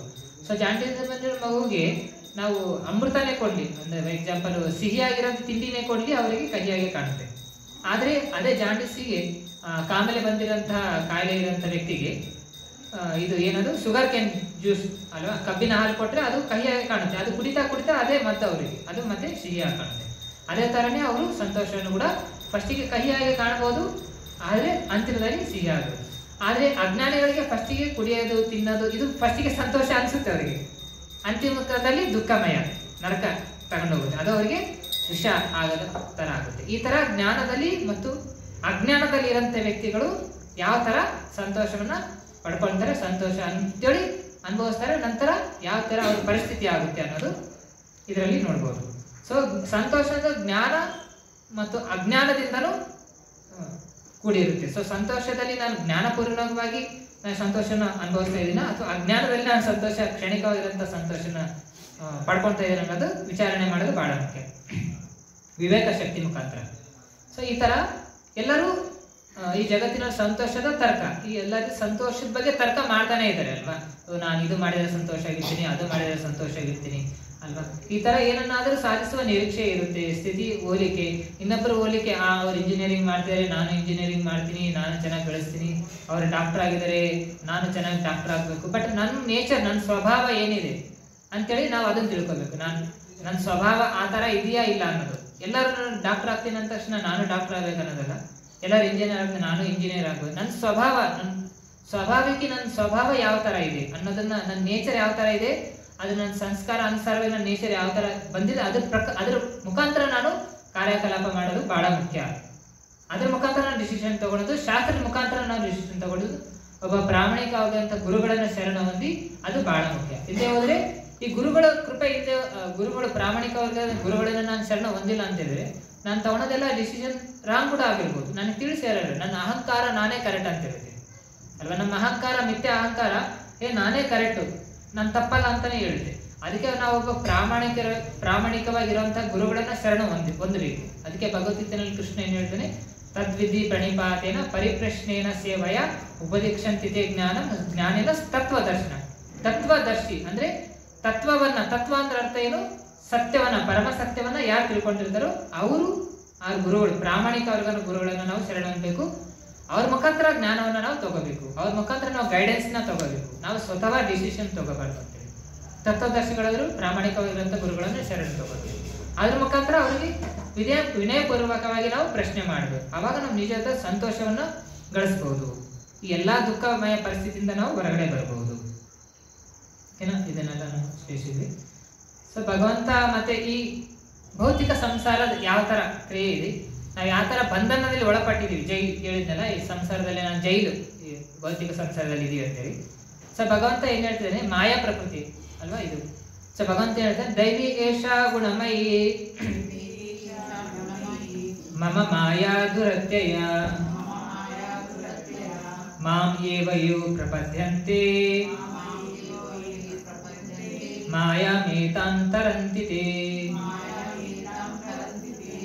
ಭಗವಂತ ಹೇಳ್ತಾನೆ ದೈವೇಶ ಗುಣಮೇ ಮಮ ಮಾಯ ದುರತ್ಯಯ. ಈ ಭೌತಿಕ ಪ್ರಪಂಚ ಏನಿದೆಯಲ್ಲ ಇದು ಭಗವಂತನ ಪ್ರಕೃತಿ, ದೈವ ಗುಣ. ಈ ಗುಣ ದೈವೇಶ ಗುಣಮೇ ಮಮ ಮಾಯ. ಮಮ ಮಾಯ ಅಂದ್ರೆ ಭಗವಂತನ ಮಾಯಾಶಕ್ತಿ. ಈ ಭಗವಂತನ ಮಾಯಾಶಕ್ತಿಯಿಂದ ಸೃಷ್ಟಿಯಾಗಿದೆ ಸಮಸ್ತ ಬ್ರಹ್ಮಾಂಡ ಪ್ರಪಂಚ. ಈ ಭೌತಿಕ ಪ್ರಪಂಚ 3 ವಿಧಾನಗಳನ್ನು ಒಳಗೊಂಡಿರುವ ನನ್ನ ಈ ದೈವಿಕ ಶಕ್ತಿಯು, ಭಗವಂತನ ದೈವಿಕ ಶಕ್ತಿ ಇದು. ಸೊ ಇದರಿಂದ ಕಷ್ಟ, ಇದರಿಂದ ಹೊರಗೆ ಬರಲು ಅತಿನ ಕಷ್ಟ, ಬಹಳ ಕಷ್ಟ. ಆದ್ರೆ ಯಾರು ಭಗವಂತನಿಗೆ ಶರಣಾಗದ್ರ ಮಾಂ ಏವ ಕೃಷ್ಣ ಹೇಳಿದ್ರೆ ಮಾಮೇಕಂ ಶರಣಂ ಮೃಜ ಮಾಂ ಏವೇ ಪ್ರಪದ್ಯಂತೆ. ಮಾಂ ಏವ 2 ಸತಿ ಹೇಳಿದ್ರಲ್ಲ. ಇನ್ನೊಂದರಲ್ಲಿ ಭಗವಂತ ಹೇಳ್ತಾರೆ ಸರ್ವಧರ್ಮಂ ಪರಿತ್ಯಜ್ಯ ಮಾಂ ಏಕಂ ಶರಣಂ ಮೃಜ, ನನಗಷ್ಟೇ ಶರಣಾಗಿರುತ್ತಾರಾಗಿ. ಮಾಂ ಏವಯೇ ಪ್ರಪದ್ಯಂತೆ ಅಂದ್ರೆ ನನಗೆ ಮಾತ್ರ ಶರಣಾಗ್ರಿ ಹೇಳಿದ್ನಲ್ಲ. ಲಾಸ್ಟ್ ಹತ್ರದಲ್ಲಿ ಶನಿವಾರ ನಾವೇನ್ ಚರ್ಚೆ ಮಾಡಿದ್ವಿ, ಎಷ್ಟೊಂದು ದೇವತೆಗಳಿದಾರೆ ನಮ್ಮ ಹಿಂದೂ ಧರ್ಮದಲ್ಲಿ ಅಲ್ವಾ. ಎಲ್ಲಾ ದೇವತೆಗಳಿಗೂ ಒಡೆಯ ಯಾರು? ದೇವ ಯಾರು ಅಲ್ವಾ. ಎಲ್ಲಾ ದೇವತೆಗಳಿಗೂ ಕೃಷ್ಣ ಈಶ್ವರ, ಪರಮ ಕೃಷ್ಣ ಸಚ್ಚಿದ್ ಆನಂದ ವಿಗ್ರಹ. ಎಲ್ಲರಿಗೂ ಪರಮೇಶ್ವರ ಅಂತ ಹೇಳಿದ್ರೆ ಕಂಟ್ರೋಲರ್ ಅಂದ್ರೆ ಕೃಷ್ಣ ಅಲ್ವಾ. ಭೋಕ್ತಾರಂ ಯಜ್ಞ ತಪಸ ಸರ್ವಲೋಕ ಮಹೇಶ್ವರಂ, ಎಲ್ಲಾ ಲೋಕಗಳಿಗೂ ಒಡೆಯ ಭೋಕ್ತ ಈಶ್ವರ ಭಗವಂತ ಅಂದ್ರೆ ಕೃಷ್ಣ ಅಲ್ವಾ. ಅದಕ್ಕೆ ಎಲ್ಲಾ ಶಾಸ್ತ್ರಗಳು ಸಾರನು ಇದನ್ನ ಹೇಳುತ್ತೆ. ಎಲ್ಲಾ ದೇವತೆಗಳು ಆರಾಧನೆ ಯಾರನ್ನು ಮಾಡಬೇಕು? ಕೃಷ್ಣನ್ನೇ ಅನ್ನೋದನ್ನ ತಿಳಿಸ್ಕೊಳ್ತೇವೆ. ವಿಷ್ಣು ಕೃಷ್ಣ, ವಿಷ್ಣು ಆರಾಧನಂ ಪರಂ, ವಿಷ್ಣು ಆರಾಧನೆ ಕೃಷ್ಣನ ಆರಾಧನೆ ಮಾಡುದು ಪರಂ ಫಸ್ಟ್ ಭಗವಂತನೇ. ಎಲ್ಲಾ ದೇವತೆಗಳಿಗೂ, ಯಾಕಂದ್ರೆ ಎಲ್ಲಾ ದೇವತೆಗಳಿಗೂ ಒಡೆಯ ಭಗವಂತನೇ ಅಂತೇಳಿ. ಸೊ ಆದ್ರಿಂದ ಕೃಷ್ಣನ್ನೇ ಆರಾಧನೆ ಮಾಡಬೇಕು. ಅದೇ ತರನೇ ಭಗವಂತ, ಅದಕ್ಕೆ ಭಗವಂತ ಇಲ್ಲಿ ಏನ್ ಹೇಳ್ತಿದ್ದಾನೆ ಕೃಷ್ಣ, ಮಾಂ ಏವಯೇ ಪ್ರಪದ್ಯಂತೆ, ನನಗೆ ಮಾತ್ರ ಶರಣಾಗೋದ್ರಿಂದ ಮಾತ್ರ ಈ ದೈವೇಶ ಗುಣವಾಗಿ ಭೌತಿಕ ಸಂಸಾರದಿಂದ ನಾವು ಬಿಡುಗಡೆ ಹೊಂದುತ್ತೀವಿ, ಮಾಯಾಶಕ್ತಿಯಿಂದ ನಾವು ಬಿಡುಗಡೆ ಹೊಂದುತ್ತೀವಿ. ಇಲ್ಲದೆ ಹೋದ್ರೆ ನಮಗೆ ಬಿಡುಗಡೆ ಆಗೋದಿಲ್ಲ. ನನಗೆ ಮುಕ್ತಿ ಬೇಕಂದ್ರೆ ಭಗವಂತನ ಶರಣ ಹೊಂದಲೇಬೇಕು, ಕೃಷ್ಣನ ಪಾರಣ ಶರಣ ಪಡ್ಕೊಂಡ್ಲೇಬೇಕು, ಕೃಷ್ಣನ ಭಕ್ತಿ ಮಾಡಲೇಬೇಕು ಅಲ್ವಾ. ಅದಕ್ಕೆ ಭಗವಂತ ಹೇಳ್ತಾನೆ ನನಗೆ ಶರಣಾಗ್ರಿ ಅಂತೇಳಿ. ಮತ್ತೆ ಏನ್ ಹೇಳ್ತಾನೆ, ಅದೇ ಮತ್ತೆ ಕೃಷ್ಣ ಏನ್ ಹೇಳ್ತಾನೆ, ಸರ್ವಧರ್ಮಾನ್ ಪರಿತ್ಯಜ್ಯ ಮಾಮೇಕಂ ಶರಣಂ ವ್ರಜ ಅಹಂ ತ್ವಂ ಸರ್ವ ಪಾಪೇಭ್ಯೋ ಮೋಕ್ಷ ಇಷ್ಯಾಮಿ ಮಾ ಶುಚ. ಮತ್ತೆ ಭಗವಂತ ಏನ್ ಹೇಳ್ತಾನೆ, ಸರ್ವಧರ್ಮಂ ಪರಿತ್ಯಜ, ಏನೆಲ್ಲ ಧರ್ಮ ಅಂತೇಳಿ ನೀನು ಹೇಳ್ಕೊಂಡಿದ್ಯಲ್ಲ ಅದನ್ನೆಲ್ಲ ಪರಿತ್ಯಜ ಬಿಟ್ಟಾಕ್ಬಿಡು. ಮಾಮೇಕಂ, ನನಗಷ್ಟೇ ಶರಣಾಗ್ರಿ. ಮಾಮೇಕಂ ಶರಣಂ ವ್ರಜ ಏನಾಗುತ್ತೆ, ಅಹಂ ತ್ವಂ ಶರಣಾದ್ರೆ ಏನು, ಅಹಂ ತ್ವಂ ನಾನು ಏನ್ ಮಾಡ್ತೀನಿ, ಅಹಂ ತ್ವಂ ಸರ್ವ ಪಾಪೇಭ್ಯೋ, ಎಲ್ಲಾ ಪಾಪವನ್ನು, ನಿಮ್ಮ ಎಲ್ಲಾ ಪಾಪಗಳನ್ನ ಅಂದ್ರೆ ಈ ಜನ್ಮದ್ ಬಂತು, ಓ ಜನ್ಮದ್ ಬಂತು, ಅನಂತ ಜನ್ಮದಿಂದ ನಾವು ಮಾಡಿದೀವಿ ಅಲ್ವಾ, ಬೆಟ್ಟದಷ್ಟ ರಾಶಿ ಇದೆ ಅಲ್ವಾ. ಎಲ್ಲ ಸರ್ವ ಪಾಪೇಭ್ಯೋ ಮೋಕ್ಷ ಇಷ್ಯಾಮಿ, ಎಲ್ಲವನ್ನು ಮೋಕ್ಷ, ಎಲ್ಲ ಪಾಪದಿಂದ ಬಿಡುಗಡೆ ಕೊಟ್ಬಿಡ್ತೀನಿ ನಿನಗೆ ಅಂತ ಹೇಳ್ತಾರೆ. ಮಾ ಶುಚ ಅಂದ್ರೆ ಭಯ ಪಡಬೇಡಿ, ಹೆದರಬೇಡಿ, ಡೋಂಟ್ ವರಿ. ಭಾಗವತಂನಲ್ಲಿ ಕೂಡ ಇದೆ ಒಂದು ಇದರಲ್ಲಿ ಕೂಡ ಅಗಂ ದುನ್ವಂತಿ ಕಾಸ್ನೇಹ ನಿಹಾರ ಇವ ಭಾಸ್ಕರ ಕೇಚಿತ್ ಕೇವಲ ಭಕ್ತಿಯ ವಾಸುದೇವ ಪಾರಾಯಣ ಅಗಂ ದುನ್ವಂತಿ ಕಾಸ್ನೇಹ ನಿಹಾರ ಇವ ಭಾಸ್ಕರ. ಸ್ವಲ್ಪ ಮಟ್ಟಿಗೆ ಯಾರು ಕೇಚಿತ್ ಕೇವಲ ಭಕ್ತಿಯ ವಾಸುದೇವ, ಕೃಷ್ಣನ್ ವಾಸುದೇವನ್ ಭಕ್ತಿ ಯಾರು ಸ್ವಲ್ಪ ಮಟ್ಟಿಗೆ ಮಾಡ್ತಾರೆ, ಕೇಚಿತ್ ಕೇವಲ ವಾಸುದೇವ ಯಾರು ವಾಸುದೇವನ ಕೃಷ್ಣನ್ ಸ್ವಲ್ಪ ಮಟ್ಟಿಗೆ ಭಕ್ತಿ ಮಾಡಿದ್ರೆ ಅಗಂ ದುನ್ವಂತಿ, ಅಗ ಅಂದ್ರೆ ಪಾಪ, ಎಲ್ಲಾ ಪಾಪ ಅನಂತ ಜನ್ಮದ ಪಾಪ ರಾಶಿ ನಾಶ ಆಗುತ್ತೆ. ಯಾವ ತರ ನಾಶ ಆಗುತ್ತೆ, ನಿಹಾರ ಇವ ಭಾಸ್ಕರ ಅಂದ್ರೆ ಸೂರ್ಯ ಉದಯ ಆದ ತಕ್ಷಣ ಯಾವ ತರ ಕತ್ಲು ಹೊರಟೋಗುತ್ತೆ, ಅದೇ ತರನೇ ಕೃಷ್ಣನ್ ಭಕ್ತಿ ಮಾಡಿದ್ರಿಂದ ಅನಂತ ಜನ್ಮದ ಪಾಪ, ಒಂದ್ ಜನ್ಮ ಅಲ್ಲ ಅನಂತ ಜನ್ಮದ ಪಾಪ ಕ್ಷಣದಲ್ಲೇ ನಾಶ ಆಗ್ಬಿಡುತ್ತೆ. ಭಕ್ತಿ ಅನ್ನೋದು ಅಷ್ಟು ಶಕ್ತಿ, ಅಷ್ಟೊಂದು ಪವರ್ಫುಲ್ ಅಲ್ವಾ. ಅದು ಎಷ್ಟು ಶಕ್ತಿ ಇದೆ ಅಂತ ನಾವು ಊಹೆ ಮಾಡೋಕ್ಕೂ ಸಾಧ್ಯ ಇಲ್ಲ, ಅಷ್ಟೊಂದು ಪವರ್ಫುಲ್ ಭಕ್ತಿ ಶಕ್ತಿ ಅನ್ನೋದು ಅಲ್ವಾ. ಇಲ್ಲದೆ ಹೋದ್ರೆ ಶಾಸ್ತ್ರ ಪ್ರಕಾರ ಹೋದ್ರೆ ಏನಾಗುತ್ತೆ ನೋಡ್ರಿ, ಕರ್ಮಕಾಂಡ ಅಂತಿದೆ ಸೆಕ್ಷನ್. ಆದ್ರೆ ಶಾಸ್ತ್ರ ಪ್ರಕಾರ ನಾವು ಏನೇನ್ ಮಾಡ್ತೀವಿ, ಪ್ರತಿಯೊಂದು ನಾವು ಹುಟ್ಟಿದಾಗಿಂದ ಸಾಯೋವರೆಗೂ ನಾವು ಸಾಯೋದ್ರ ಒಳಗಡೆನೆ ನಾವು ಏನೆಲ್ಲ ಪಾಪಕರ್ಮ ಮಾಡಿದೀವಿ ನೆನೆಸ್ಕೊಂಡು ಅದ್ರ ಪ್ರಾಯಶ್ಚಿತ್ತವನ್ನ ಮಾಡ್ಕೋಬೇಕು ಸಾಯೋ ಮುಂಚೆನೆ. ಅದು ಅಸಾಧ್ಯ, ಆಗುತ್ತಾ? ಅದು ಸಾಧ್ಯನೇ ಇಲ್ಲ. ಹುಟ್ಟಿದಾಗಿಂದ ಸಾಯೋವರೆಗೂ ನಾವ್ ಏನೆಲ್ಲ ಪಾಪಕರ್ಮ ಮಾಡಿದೀವೋ ಅದು ನೆನೆಸ್ಕೋಬೇಕು, ಅದ್ರ ಪ್ರಾಯಶ್ಚಿತ್ತ ಮಾಡ್ಕೋಬೇಕು ಶಾಸ್ತ್ರದ ಪ್ರಕಾರ. ಅದು ಸಾಧ್ಯನಾ?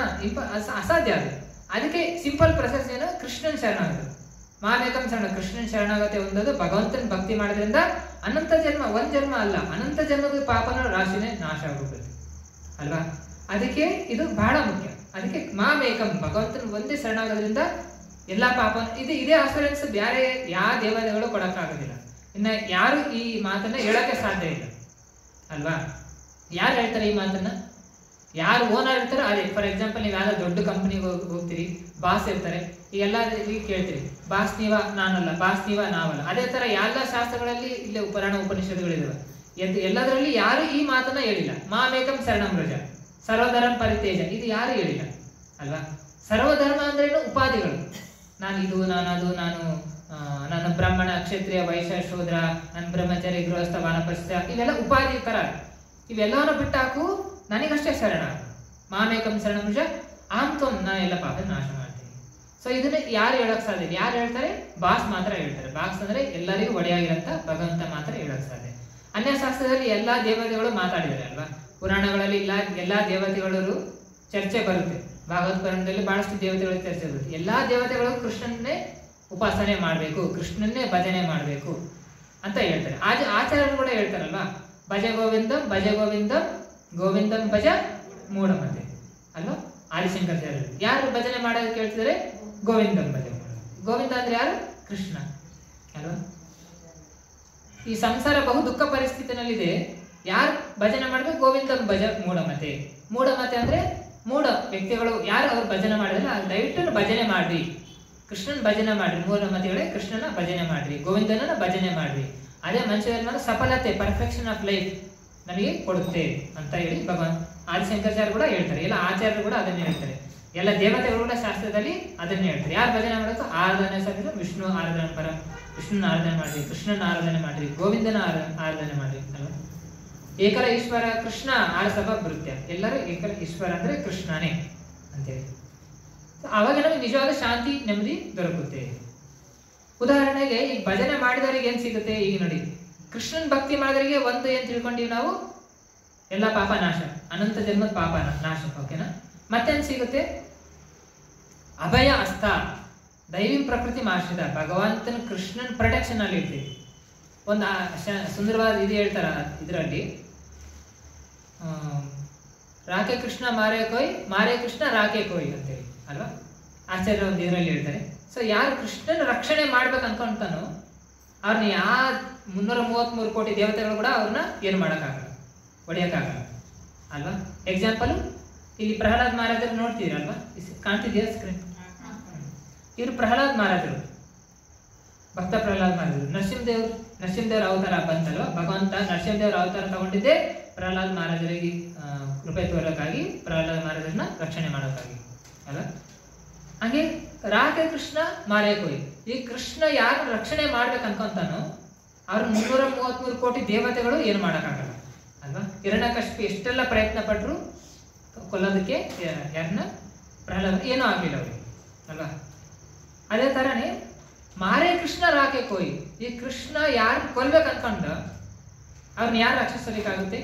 ಯಾರು ರಕ್ಷಿಸೋದಕ್ಕಾಗೋದಿಲ್ಲ ಅಲ್ವಾ. ಈ ತರ ಎಕ್ಸಾಂಪಲ್ ಭಾಗವತಂನಲ್ಲಿ ಬಹಳಷ್ಟು ಬರುತ್ತೆ ಅಲ್ವಾ. ಯಾರು ಕೃಷ್ಣನ್ ಕೊಲ್ಬೇಕು, ಕೃಷ್ಣ ಯಾರನ್ನ ಕೊಲ್ಬೇಕು ಅನ್ಕೊಂತಾನೋ ಅವ್ರನ್ನ ಯಾರು ರಕ್ಷಣೆ ಮಾಡೋಕ್ಕಾಗೋದಿಲ್ಲ. ಭಾಗವತಂನಲ್ಲಿ ಬಹಳಷ್ಟು ಎಕ್ಸಾಂಪಲ್ ಅಸುರರು ಬರ್ತಾರೆ. ಅವರಲ್ಲೆಲ್ಲ ಕೆಲವರು ಭಗವಾನ್ ಶಿವನಿಗೆ ಶರಣಾಗತರಾಗ್ತಾರೆ. ಎಕ್ಸಾಂಪಲ್ ಬಾಣಾಸುರ ಕಥೆ ಕೇಳಿದ್ರಲ್ಲ. ಬಾಣಾಸುರ ಯಾರೊಬ್ಬ ಅಸುರ ಇದ್ದಾನೆ. ಬಾಣಾಸುರನ ಯಾರು? ವೃತ್ರಾಸುರ ಇಲ್ಲ, ಭಸ್ಮಾಸುರ. ಭಸ್ಮಾಸುರ ಅಂತೇಳಿ. ಸೊ ಭಸ್ಮಾಸುರ ಶಿವನ ಹತ್ರ ವರ ಪಡ್ಕೊಂಡಿರ್ತಾನೆ. ಸೊ ಈ ತರ ತಲೆ ಮೇಲೆ ನಾನು ಟೆಸ್ಟ್ ಮಾಡ್ತೀನಿ ಅಂತೇಳಿ ಶಿವನ ಮೇಲೆ ಕೈ ಇಡಕ್ಕೆ ಹೋಗ್ತಾನೆ. ಸೊ ಶಿವಜಿ ಹೋಗ್ತಾರೆ. ಆಗ ಕೃಷ್ಣ ಒಂದು ಚಿಕ್ಕ ಬಾಲಕಂತರ ವೇಷ ಹಾಕೊಂಡು ಬರ್ತಾನೆ. ಏನಪ್ಪ ಯಾಕೆ ಇಲ್ಲಿಗೆ ಓಡ್ತಾ ಇದೆಯಾ ಅಂತೇಳಿ. ಈ ತರ ಆಗ್ತಾಯಿದೆ, ನಾನು ಶಿವಜಿ ಹತ್ರ ನಾನು ವರ ಕೇಳಿದ್ದೆ. ಸೊ ನಾನು ಈ ತರ ವರ ಕೊಟ್ಟರವರು.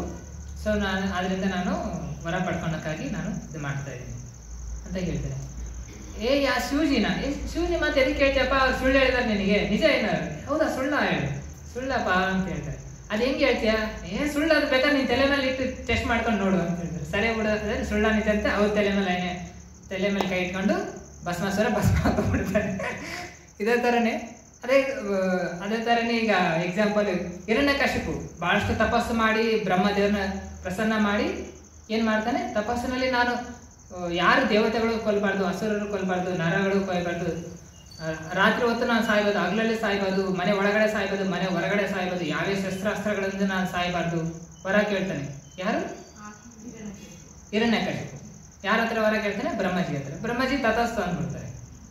ಮತ್ತೆ ಅದಕ್ಕೆ ಕೃಷ್ಣ ನರಸಿಂಹದೇವರ ಅವತಾರದಲ್ಲಿ ಬಂದು, ಯಾಕಂದ್ರೆ ನರನೂ ಅಲ್ಲ, ನರ ಅಂದ್ರೆ ಮಾನವನೂ ಅಲ್ಲ, ಅರ್ಧ ಮಾನವ ಅರ್ಧ ಸಿಂಹ ಅವತಾರ. ಸೊ ಮಾನವನೂ ಅಲ್ಲ, ದಾನವನೂ ಅಲ್ಲ, ರಾಕ್ಷಸನೂ ಅಲ್ಲ, ಪ್ರಾಣಿಯೂ ಇಲ್ಲ, ಪಶುನೂ. ಸೂರ್ಯನ ಹೊರಗಡೆನೂ ಸೂರ್ಯ ಅಸ್ತದಲ್ಲಿ ಅಂದ್ರೆ ಬೆಳಗಿನ ಹೊತ್ತು ಸಾಯಿಸಲಿಲ್ಲ, ರಾತ್ರಿ ಹೊತ್ತು ಸಾಯಿಸಲಿಲ್ಲ, ಮನೆ ಒಳಗಡೆ ಸಾಯಿಸಲಿಲ್ಲ, ಮನೆ ಹೊರಗಡೆನೂ ಕೊಲ್ಲಿಲ್ಲ, ಸೂರ್ಯ ಮುಳುಗಿದಾಗ ಸಾಯಿಸಲ್ಲ, ಸೂರ್ಯ ಉದಯದಾಗ ಸಂಧ್ಯಾ ಅಂದ್ರೆ ಅರ್ಧ ಸೂರ್ಯ ಮುಳುಗಿತ್ತು, ಅರ್ಧ ಇತ್ತು. ಅಂತ ಪರಿಸ್ಥಿತಿನಲ್ಲಿ ಸಂಧ್ಯಾ ಇದು ಕಾಲದಲ್ಲಿ ನರಸಿಂಹದೇವರು ಹಿರಣ್ಯಕಶಿಪುನ ಕೊಂದ್ರು. ಯಾವ ತರ? ಶಸ್ತ್ರಾಸ್ತ್ರನು ಕೇಳ್ಕೊಂಡಿದ್ನಲ್ಲ, ಅದಕ್ಕೆ ತನ್ನ ಉಗುರದಿಂದ ನರಸಿಂಹದೇವರು ಹಿರಣ್ಯಕಶಿಪುನ ಕೊಂದ್ರು. ಈ ತರ ಅವ್ರು ಕೂಡ ಬಹಳಷ್ಟು ಬುದ್ಧಿವಂತರೇ ರಾಕ್ಷಸರು, ಆದರೂ ಭಗವಂತನ ಮುಂದೆ ಅವ್ರ ಬುದ್ಧಿನೂ ಏನಾಗಲ್ಲ. ಸೊ ಅದೇ ತರನೇ ಇಷ್ಟೆಲ್ಲ ಮಾಡಿದ್ರು ಭಗವಂತನ ಕೃಷ್ಣನ ಕೃಪೆ ಇದ್ರೆ ಎಲ್ಲಾನು. ಇದು ಇನ್ನೊಂದು ಎಕ್ಸಾಂಪಲ್. ಇದು ಗಜೇಂದ್ರ ಮೋಕ್ಷ ಅಂದ್ರೆ ಭಾಗವತನಲ್ಲೇ ಬರುತ್ತೆ. ಗಜೇಂದ್ರ ಅವರು ಕೂಡ ಭಗವಂತನ ಆರಾಧನೆ ಮಾಡೋದ್ರಿಂದ ಗಜೇಂದ್ರ ಕೂಡ ಪ್ರಾಣಿ ಏನಿನಲ್ಲಿದ್ರು ಕೂಡ ಭಗವಂತನ ಭಕ್ತಿ ಮಾಡಿ ಪರ್ಫೆಕ್ಷನ್ ಆಫ್ ಲೈಫ್, ಜೀವನದ ಸಫಲತೆಯನ್ನ ಪಡ್ಕೊಂಡ್ರು ಅಲ್ವಾ.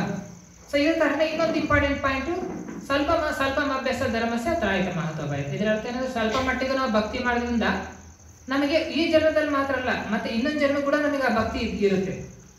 ಭೌತಿಕ ಸಂಸಾರದಲ್ಲಿ ನಾನು ಇಡೀ ಜೀವನದಲ್ಲಿ ನಾನು ಏನೆಲ್ಲ ಹಣ, ಆಸ್ತಿ, ಸಂಪತ್ತು, ಆಸ್ತಿ ಪಾಸ್ತಿ ಏನೆಲ್ಲ ಸಂಗ್ರಹ ಮಾಡ್ಲಿ, ದೊಡ್ಡ ಬಂಗ್ಲೆ ಕಟ್ಲಿ, ಆಕಾಶ ತುಂಬಿ, ಎಲ್ಲಾನ ಕ್ಷಣಿಕ, ಎಲ್ಲ ನಷ್ಟ ಆಗುತ್ತೆ. ಮೃತ್ಯು ಹೋದ ತಕ್ಷಣ ಎಲ್ಲ ನಷ್ಟ ಆಗುತ್ತೆ, ಎಲ್ಲ ಬಿಟ್ಟು ಹೋಗ್ಲೇಬೇಕಾಗುತ್ತೆ, ಇಲ್ಲಿ ಎಲ್ಲ ಮುಗ್ದೋಗುತ್ತೆ.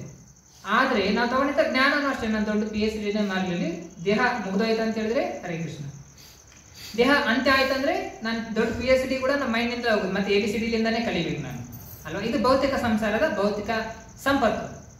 ಆದ್ರೆ ಭಕ್ತಿ ಅನ್ನೋದು ಎಂತ ಸಂಪತ್ತು ಅಂತ ಹೇಳಿದ್ರೆ, ಒಂದು ಫಸ್ಟ್ನೇದು ನಮ್ಮ ಎಲ್ಲ ಪಾಪ ನಾಶ ಮಾಡುತ್ತೆ ಭಕ್ತಿ ಮಾಡೋದ್ರಿಂದ. ಎರಡನೇದೇನು ಬೆನಿಫಿಟ್? ಸ್ವಲ್ಪ ಮಟ್ಟಿಗೆ ಭಕ್ತಿ ಮಾಡೋದ್ರಿಂದ ನಮ್ಮ ಮಹಾನ್ ವಿಪತ್ತು, ಮಹಾನ್ ಸಂಕಟದಿಂದ ಭಗವಂತ ರಕ್ಷಣೆ ಕೊಡ್ತಾನೆ, ಎರಡನೇದು ಬೆನಿಫಿಟ್. ಮೂರನೇದೇನು? ಮತ್ತೆ ನಮಗೆ ವಿಸ್ಮೃತಿ ಆಗೋದಿಲ್ಲ, ಸ್ಮೃತಿ ಹಂಗೆ ಇರುತ್ತೆ. ಅಂದ್ರೆ ನಾನು ಸ್ವಲ್ಪ ಮಟ್ಟಿಗೆ ಅಟ್ಲೀಸ್ಟ್ ನಾನು 10% 50% ಭಕ್ತಿ ಮಾಡಿದ್ರೆ ಆ ಭಕ್ತಿ ನನಗೆ ನೆಕ್ಸ್ಟ್ ಲೈಫ್ ಕೂಡ ನನಗೆ ಮನುಷ್ಯ ಜನ್ಮ ಕೊಡುತ್ತೆ.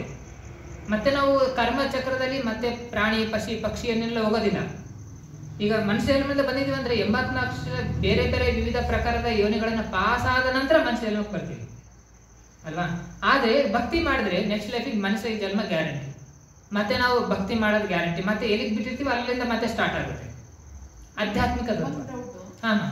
ಈಗ ಮನುಷ್ಯರೆಲ್ಲ ಭಕ್ತಿ ಮಾಡಿರೋದಕ್ಕೆ ಮನುಷ್ಯ ಜನ್ಮ ತಗೊಂಡಿದ್ದಾರಾ? ಈಗ ಮಾಡಿರೋದು ಇಲ್ಲ, ಅವ್ರು ಭಕ್ತಿ ಮಾಡಿರ ಅವ್ರಿಗೆ ಗ್ಯಾರಂಟಿ ಒಂದ್ ಜನ್ಮದಲ್ಲಿ.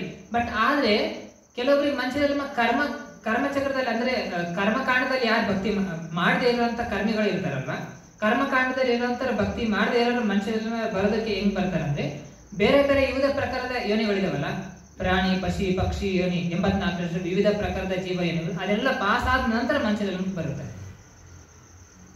ಡೈರೆಕ್ಟ್ ಆಗಿ ಮನುಷ್ಯ ಜನ್ಮ ಬರಲ್ಲ. ಆದ್ರೆ ನಾನು ಕರ್ಮಕಾಂಡದಲ್ಲಿ ಕೇವಲ ಕರ್ಮಕಾಂಡ ನಾನು ಕರ್ಮನೇ ಮಾಡ್ತಾ ಇದ್ದೀನಿ.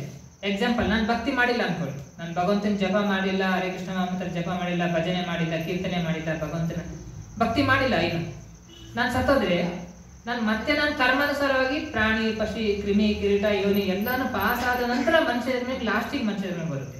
ಇವೆಲ್ಲ ಪಾಸ್ ಆದ ನಂತರ ಲಾಸ್ಟಿಗೆ ಚಾನ್ಸ್. ಮನುಷ್ಯ ಜನ್ಮದ ಉದ್ದೇಶ ಭಗವಂತ ಕೊಟ್ಟಿರೋದೇ ಮನುಷ್ಯ ಜನ್ಮ ಯಾತಕ್ಕಾಗಿ? ಭಕ್ತಿ ಮಾಡೋಕ್ಕಾಗಿ, ಕೃಷ್ಣನ್ ಭಕ್ತಿ ಮಾಡೋಕ್ಕೆ. ಅದಕ್ಕೆ ನಮಗೆ ವಿವೇಚನಾ ಶಕ್ತಿ ಕೊಟ್ಟಿದ್ದಾನೆ ಭಗವಂತ ಅಲ್ವಾ. ಅದಕ್ಕೆ ನಾನು ಮಾತಾಡ್ತಿದ್ದೀನಿ, ನೀವು ಕೇಳ್ತಾ ಇದ್ದೀರಿ. ವಿವೇಚನಾ ಶಕ್ತಿ ಇರೋದ್ರಿಂದ ನಾನು ಯಾಕೆ ಏನು ಪ್ರಶ್ನೆ ಮಾಡ್ತೀವಿ. ಅದೇ ಪ್ರಾಣಿ ಪಕ್ಷಿಗಳು ಯಾಕೆ ಏನು ಪ್ರಶ್ನೆ ಮಾಡಲ್ಲ, ಹೊಡೆದ್ರೆ ಹೋಗ್ಬಿಡುತ್ತೆ. ಅದಕ್ಕೇನು ಆಹಾರ ನಿದ್ರೆ ಭಯ ಮೈತ್ರ ಇಷ್ಟು ಮಾತ್ರ ಬೇಕು. ಯಾಕೆ ಏನು ವಿಚಾರಣಶೀಲ ಶಕ್ತಿ ಮನುಷ್ಯನಿಗೆ ಮಾತ್ರ ಇರುತ್ತೆ. ಮಾತಾಡುವಂತ ಶಕ್ತಿ ಮನುಷ್ಯನಿಗೆ ಮಾತ್ರ ಇದೆ. ನೀವು ಹೇಳ್ರಿ, ಯಾರಿಗೆ ಮಾತಾಡುವಂತ ಶಕ್ತಿ ಬೇರೆ ಯಾವ ಜೀವ ಜಂತುಗಳಿಗಿದೆ? 84 ಲಕ್ಷ ವಿವಿಧ ಪ್ರಕಾರದ ಜೀವ ಏನುಗಳಿದಾವ, ಪ್ರಾಣಿ, ಪಕ್ಷಿ ಎಲ್ಲ ಇದಾವ. ಎಲ್ಲರಿಗೂ ಮಾತಾಡೋಕ್ಕಾಗುತ್ತಾ? ಯಾರಿಗೂ ಮಾತಾಡೋಕ್ಕಾಗಲ್ಲ. ಎದಕ್ಕೆ ಮಾತಾಡಕ್ ಆಗ್ತಾ ಇಲ್ಲ? ಎದಕ್ಕೆ ಅವಕ್ಕೆ ಮಾತು ಕೊಟ್ಟಿಲ್ಲ ಭಗವಂತ? ಮನುಷ್ಯರಿಗೆ ಮಾತ್ರ ಎದಕ್ಕೆ ಮಾತು ಕೊಟ್ಟಿದ್ದಾನೆ? ಮಾತಾಜಿ ವಿವೇಚನೆಯಿಂದ. ಓಕೆ, ನಾವು ಮಾತಾಡ್ತಿದ್ವಿ. ಏನ್ ವಿವೇಚನೆ ಶಕ್ತಿಯಿಂದ ನಾವು ಏನ್ ಪ್ರಶ್ನೆ ಮಾಡ್ತೀವಿ? ಸೊ ಮಾತಿನಿಂದ ಏನ್ ವಿವೇಚನೆ ಶಕ್ತಿಯಿಂದ ನಾವು ಮಾತಾಡ್ತೀವಿ? ಆ ವಿವೇಚನ ಶಕ್ತಿನ ನಾವು ತಿಳ್ಕೊಂಡು ಏನ್ ಮಾತಾಡ್ತೀವಿ? ನಾವು ಯಾವ್ದು ತಪ್ಪು ಯಾವ್ದು ಸರಿ ಅನ್ನೋದನ್ನ ವಿಶ್ಲೇಷಣೆ ಮಾಡ್ತೀವಿ. ಅದು ವಿಚಾರ ಮಾಡ್ತೀವಿ, ತಿಳ್ಕೊಂತೀವಿ, ಆದ್ರಿಂದ ನಮಗೆ ಮಾತಿನ ಶಕ್ತಿ ಇದೆ. ಅದರಿಂದ ನಾವು ಪ್ರಶ್ನೆ ಮಾಡ್ತೀವಿ ಅಲ್ವಾ. ಅದಕ್ಕೆ ಭಗವದ್ಗೀತೆನಲ್ಲಿ ಎಲ್ಲಾ ಶಾಸ್ತ್ರಗಳಲ್ಲಿ ಪ್ರಶ್ನೆ ಉತ್ತರ ಇದು ಅಲ್ವಾ. ಅಂದ್ರೆ ನಮಗೇನೇನು ಪ್ರಶ್ನೆ ಇರುತ್ತಲ್ವಾ. ಎಕ್ಸಾಂಪಲ್, ನಾನು ಎಲ್ಲಿಗೆ ಹೋಗ್ತಾ ಇದ್ದೀನಿ, ನನಗೆ ಗೊತ್ತಿರುತ್ತೆ ಎಲ್ಲಿಗೆ ಹೋಗ್ತೇನೆ ಅಂತೇಳಿ. ನಾನು ಎಲ್ಲಿಗೆ ಹೋಗ್ಬೇಕನ್ನೋ ನನಗೆ ಗೊತ್ತಿರುತ್ತೆ. ನಾನು ಏನೇ ಕೆಲಸ ಮಾಡ್ಬೇಕಾದ್ರೂ ನಮಗೆ ಒಂದು ಉದ್ದೇಶ ಪೂರ್ವಕವಾಗಿ ಒಂದು ಉದ್ದೇಶ ನಿರ್ಧಾರ ಇಟ್ಕೊಂಡೇ ಮಾಡ್ತೀವಿ ಅಲ್ವಾ. ಅದೇ ತರ ಯಾತಕ್ಕಾಗಿ ಮಾಡ್ತಿದೀವಿ, ಏನ್ ಮಾಡ್ತೀವಿ, ವಿವೇಚನ ಶಕ್ತಿ ನಮಗೆ ಬುದ್ಧಿ ಕೊಟ್ಟಿದ್ದಾನೆ.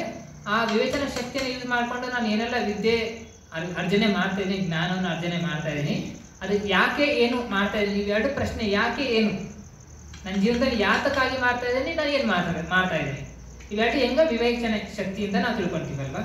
ಅದೇ ತರ ನಾನು ಯಾರ ಹತ್ರ ಏನ್ ಮಾತಾಡ್ತಿದ್ದೀನಿ, ಏನ್ ತಿಳ್ಕೊಬೇಕು, ನನಗೇನ್ ಪ್ರಶ್ನೆ ಇದೆ, ಪ್ರಶ್ನೆ ಉತ್ತರ. ಜೀವನದಲ್ಲಿ ಎಲ್ಲ ಇರೋದು ಪ್ರಶ್ನೆ ಉತ್ತರ.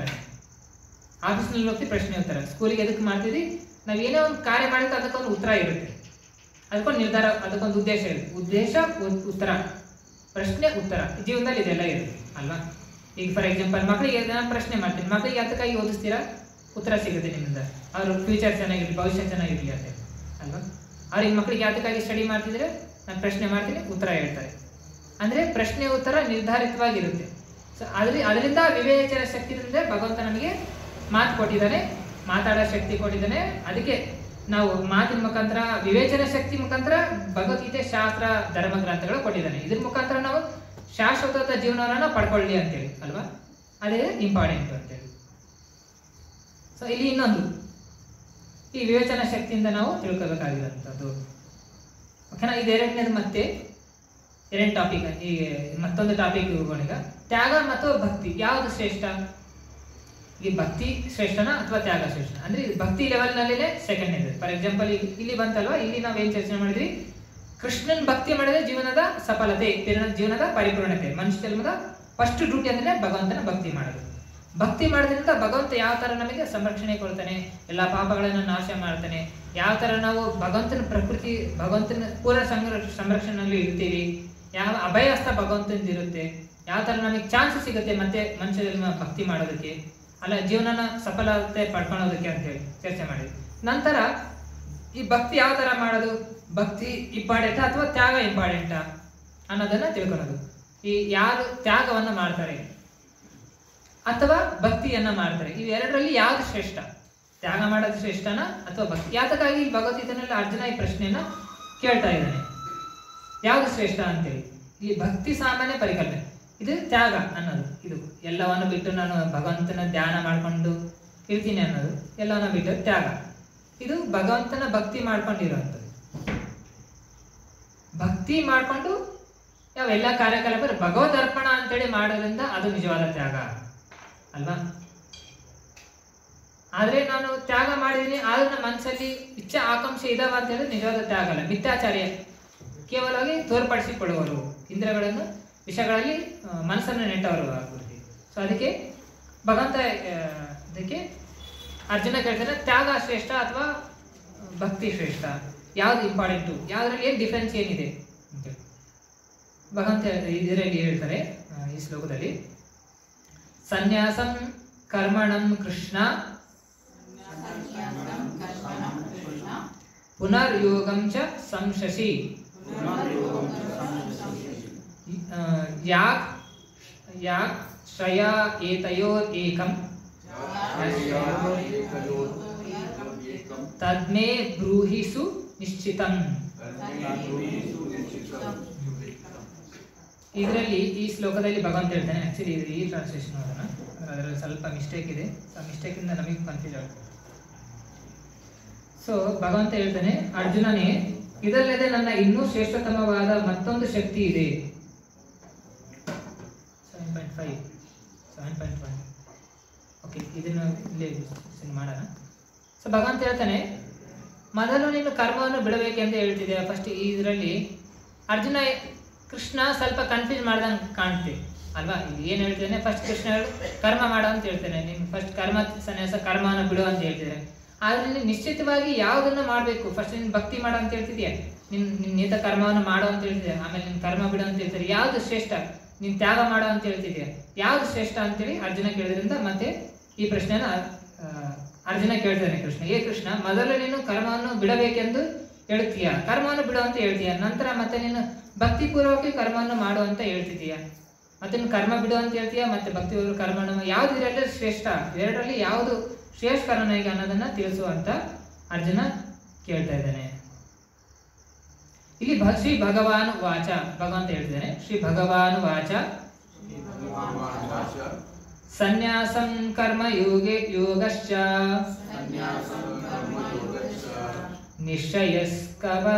ನಿಶ್ಚಯ ಕರ ಉಭೌ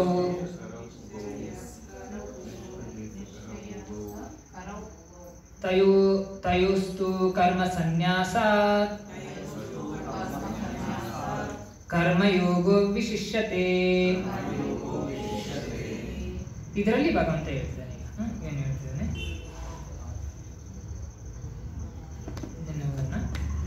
ಪರಮಾತ್ಮನು ಉತ್ತರಿಸಿದನು, ಕಾರ್ಯವನ್ನು ತ್ಯಜಿಸುವ ಮತ್ತು ಭಕ್ತಿಯಿಂದ ಮಾಡುವ ಕೆಲಸವನ್ನು ಮುಕ್ತಿಗೆ ಒಯ್ಯುತ್ತದೆ.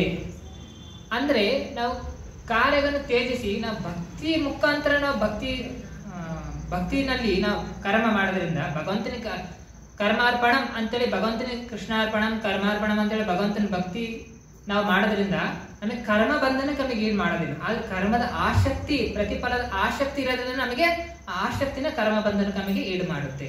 ಆದ್ರಿಂದ ಯಾವ್ದು ಶ್ರೇಷ್ಠಕರ, ಭಕ್ತಿ ಪದದಲ್ಲಿ ಭಗವಂತನಿಗೆ ಭಕ್ತಿ ಪೂರ್ವಕವಾಗಿ ಕರ್ಮ ಮಾಡಬೇಕು, ಬಟ್ ಅದರಲ್ಲಿ ಆಸಕ್ತಿ ಇಟ್ಕೋಬಾರ್ದು. ನಿರಾಸಕ್ತವಾಗಿ ಭಕ್ತಿ ಮುಖಾಂತರವಾಗಿ ಕರ್ಮವನ್ನ ಮಾಡುದು. ಅಂದ್ರೆ ಯಾವ ತರ, ನನ್ನ ಡ್ಯೂಟಿ, ಎಕ್ಸಾಂಪಲ್ ಆಫೀಸ್ ನಲ್ಲಿ ಡ್ಯೂಟಿ ಮಾಡ್ತಾರೆ, ಬ್ಯಾಂಕ್ ನಲ್ಲಿ ಡ್ಯೂಟಿ ಮಾಡ್ತಾರೆ, ಎಲ್ಲರೂ ಅವರ ಡ್ಯೂಟಿ ಅಂತೇಳಿ ಮಾಡ್ತಾರೆ. ಎಷ್ಟೋ ಜನ ಬ್ಯಾಂಕ್ ಕೇಸರ್ ಎಷ್ಟೋ ಜನ ಬರ್ತಾರೆ, ದುಡ್ಡು ತಗೊಂಡು ಹೋಗ್ತಾರೆ, ಬರ್ತಾರೆ ಹೋಗ್ತಾರೆ, ಅವ್ರಿಗೇನು ಬರಲ್ಲ, ಅವ್ರು ಡ್ಯೂಟಿ ಮಾಡ್ತಾರೆ. ಅದೇ ತರನೇ ನನ್ನ ಡ್ಯೂಟಿ ನನ್ನ ಸಮಾಜದಲ್ಲಿ ಇದ್ದು ನಾನು ಒಬ್ಬ ತಂದೆ ಆಗಿ, ತಾಯಿಯಾಗಿ, ಮಗು ಆಗಿ, ತಂದೆ ತಾಯಿ ಯಾವ ತರ ನೋಡ್ಕೋಬೇಕು, ಫ್ರೆಂಡ್ಸ್ ಯಾವ ತರ ನೋಡ್ಬೇಕು, ಸಮಾಜದಲ್ಲಿ ಯಾವ ತರ ನಡ್ಕೋಬೇಕು, ಈ ತರ ನಮ್ಮ ಡ್ಯೂಟಿ ನನ್ನ ಡ್ಯೂಟಿ ಏನೇನಿದೆ ಅದ್ರ ಪ್ರಕಾರ ನನ್ನ ಡ್ಯೂಟಿ ಬೈಂಡ್ ಆಗಿ ನನ್ನ ಡ್ಯೂಟಿ ಮುಖಾಂತರ ಏನಿದೆ ಅದನ್ನ ನಾನು ಮಾಡೋದ್ರಿಂದ, ಅದರಲ್ಲಿ ಫಲಾಪೇಕ್ಷೆ ಪಡೆದೇ ಮಾಡೋದ್ರಿಂದ ಅದು ನಿಜವಾದ ಭಕ್ತಿ ಪದವಾಗಿ ಮಾಡೋದ್ರಿಂದ ಅದು ನಿಜವಾದ ಭಕ್ತಿ ಕರ್ಮ. ಅದರಿಂದ ನನ್ನ ಕರ್ಮ ಬಂಧನ ಈಡಾಗೋದಿಲ್ಲ. ಆದ್ರೆ ನಾವು ಆ ತರ ಕರ್ಮ ಮಾಡ್ದೇನೆ ಕೇವಲ ಕರ್ಮ ಪ್ರಾಪ್ತಿಗಾಗಿ ನಾವು ಕರ್ಮ ಮಾಡಿದ್ರೆ, ಫಲಪ್ರಾಪ್ತಿಗಾಗಿ, ಕರ್ಮದ ಫಲಪ್ರಾಪ್ತಿಗಾಗಿ ನಾವು ಕರ್ಮ ಮಾಡಿದ್ರೆ ಬಂಧನಕ್ಕೆ ಈಡಾಗ್ತೀವಿ. ಅದಕ್ಕೆ ಅದನ್ನೇ ಭಗವಂತ ಹೇಳ್ತೇನೆ ಇಲ್ಲಿ, ಕಾರ್ಯವನ್ನು ಜಯಿಸುವುದು ಮತ್ತು ಭಕ್ತಿಯಿಂದ ಮಾಡುವ ಕೆಲಸವು ಮುಕ್ತಿಗೆ ಒಳ್ಳೆಯದು, ಮುಕ್ತಿಗೆ ಕೊರದೊಯ್ಯುತ್ತದೆ ಅನ್ನೋದು. ಆದ್ರೆ ಎರಡರಲ್ಲಿ ಕೆಲಸ ತ್ಯಜಿಸುವುದಕ್ಕಿಂತ ಭಕ್ತಿ ಸೇವೆಯಲ್ಲಿ ಕೆಲಸ ಮಾಡುವುದು ಉತ್ತಮ. ಆದ್ರೆ ಕೆಲಸ ಬಿಡೋದನ್ನು ಬಿಟ್ಟು ಭಕ್ತಿ ಸೇವೆನಲ್ಲಿ ಭಕ್ತಿ ಮಾಡ್ಕೊಂಡು ಕೆಲಸ ಮಾಡೋದು ಉತ್ತಮ. ಅದರಲ್ಲಿ ಅಟ್ಯಾಚ್ಮೆಂಟ್ ಇರಬಾರ್ದು ಫಲದಲ್ಲಿ. ಅಂದ್ರೆ ನಾವು ನನ್ನ ಕರ್ತವ್ಯ ಅಂತೇಳಿ ಪಾಲನೆ ಮಾಡಬೇಕು, ಅದರಲ್ಲಿ ರಿಸಲ್ಟ್ ನಲ್ಲಿ ನಾವು ಅತಿಯಾಗಿ ಆಸಕ್ತಿ ಹೊಂದಿರಬಾರ್ದು. ನಾನು ಡ್ಯೂಟಿ ಬೈಂಡ್ ಅಂತೇಳಿ ಡ್ಯೂಟಿ ಮಾತ್ರ ಮಾಡಬೇಕು, ಉಳಿಕೆಲ್ಲ ಭಗವಂತನ ಬಿಟ್ಟಿದ್ದು ಅಂತೇಳಿ ಈ ತರ ಮಾಡಿದ್ರಿಂದ ನಾವು ಕರ್ಮ ಬಂಧನಕ್ಕೆ ಈಡಾಗೋದಿಲ್ಲ ಅಂತೇಳಿ. ಎಕ್ಸಾಂಪಲ್ ಇಲ್ಲಿ ಕೊಡ್ತಾರೆ, ಇಲ್ಲಿ ದೊಡ್ಡ ದೊಡ್ಡ ಇವರಿದ್ದಾರೆ, ಇವರು ನಿಮಗೆ ಗೊತ್ತಲ್ವಾ, ಇವರೆಲ್ಲ ಗೃಹಸ್ಥರೇ ಅಲ್ವಾ. ಇವರು ಮಾತಾಜಿ ಪ್ರಭುಜಿ ಇದ್ದಾರೆ, ಇವರು ಫೋರ್ಡ್ ಕಂಪ್ನಿ ಗೊತ್ತಲ್ಲ, ಫೋರ್ಡ್ ಕಂಪನಿ ಓನರ್ ಅವರು. ಫೋರ್ಡ್ ಕಂಪ್ನಿ ಕಾರ್ ನೋಡಿದ್ರೆ ಅವ್ರ ಓನರ್ ಇವರು, ಆಂಡ್ರಿ ಫೋರ್ಡ್ ಅಂತೇಳಿ. ಸೊ ಆಂಡ್ರಿ ಫೋರ್ಡ್ ಅವರು, ಇವರು ಪ್ರಭುಪಾದರ ಅವರು, ಇವ್ರ ತಂದೆ, ಇವರೆಲ್ಲ ಪ್ರಭುಪಾದರ ಶಿಷ್ಯರು ಆಗಿದ್ರು. ಸೊ ಅಂದ್ರೆ ಇವರೆಲ್ಲ ಪ್ರಭುಪಾದರ ಶಿಷ್ಯರು, ಪ್ರಭುಪಾದರ ಅವ್ರ ತಂದೆರು ಎಲ್ಲ ದೊಡ್ಡ ಕಂಪ್ನಿ ಓನರ್ ಅವರು. ಈಗ ಅವ್ರು ಭಕ್ತಿ ಮಾಡಿ ಈಗ ಬಹಳಷ್ಟು ಪ್ರಚಾರವನ್ನು ಮಾಡ್ತಾ ಇದ್ದಾರೆ. ಮತ್ತು ಇದು ನವದೀಪ್ ಅನ್ನೋಂತಹ ಮಾಯಾಪುರ ಧಾಮದಲ್ಲಿ ದೊಡ್ಡ ಇಸ್ಕಾನ್ ದೇವಸ್ಥಾನ, Mayapur TOVP temple of Vedic planetarium ಅಂತೇಳಿ ದೊಡ್ಡ ದೇವಸ್ಥಾನ, ಇಡೀ ವರ್ಲ್ಡ್ ನಲ್ಲೇನೆ ಅಂತ ದೊಡ್ಡ ದೇವಸ್ಥಾನ ಎಲ್ಲಿಲ್ಲ.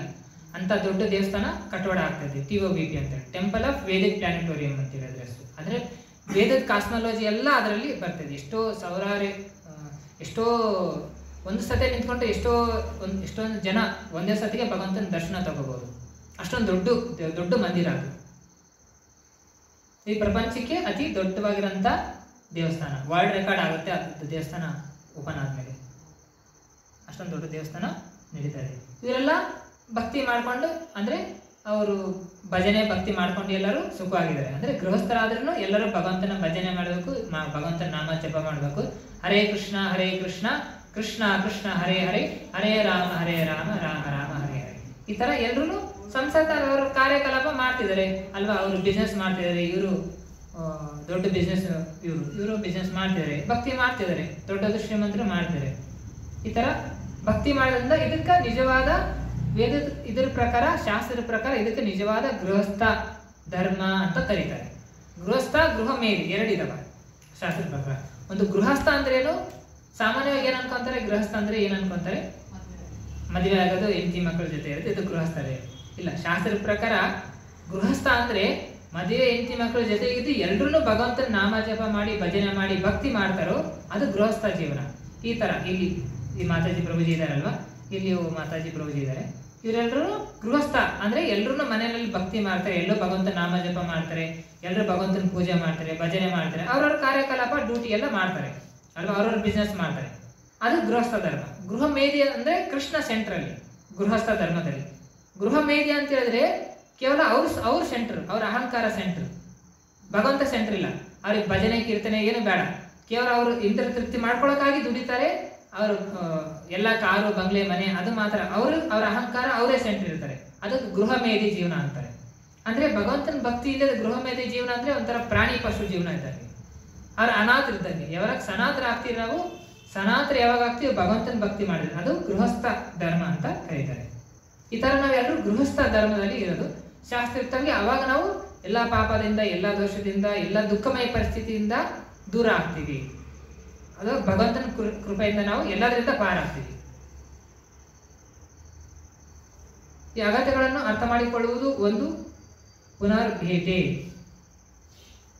ಸೊ ಅಗತ್ಯಗಳು ಮತ್ತು ಅವುಗಳನ್ನು ಪೂರೈಸುವ ಮಾರ್ಗಗಳು. ಸೊ ಆ ತರ ನಾವು ಗೃಹಸ್ಥ ಧರ್ಮದಲ್ಲಿ ಇಟ್ಕೊಂಡು ಫ್ಯಾಮಿಲಿ ಜೊತೆ ನಾವು ಭಕ್ತಿ ಯಾವ ತರ ಮಾಡ್ಕೋಬೇಕು, ಅದಕ್ಕೊಂದು ಇದು ಬೇಕಲ್ಲ ನಮಗೆ ಉದಾಹರಣೆ. ಸೊ ಒಂದು ಉಪಾಯ ಬೇಕು. ಅದಕ್ಕೆ ಅಗತ್ಯಗಳು ಪೂರೈಸುವ ಮಾರ್ಗ, ಅದಕ್ಕೆ ನೋಡೋಣ. ದೇಹ ಮತ್ತು ಕುಟುಂಬವನ್ನು ಕಾಪಾಡಿಕೊಳ್ಳಿ. ಸೊ ಅದಕ್ಕೇನೆ ನಾವು ಡ್ಯೂಟಿ ಮಾಡಬೇಕು, ಅದರ ಜೊತೆ ಭಜನೆನೂ ಮಾಡಬೇಕು ಅಲ್ವಾ.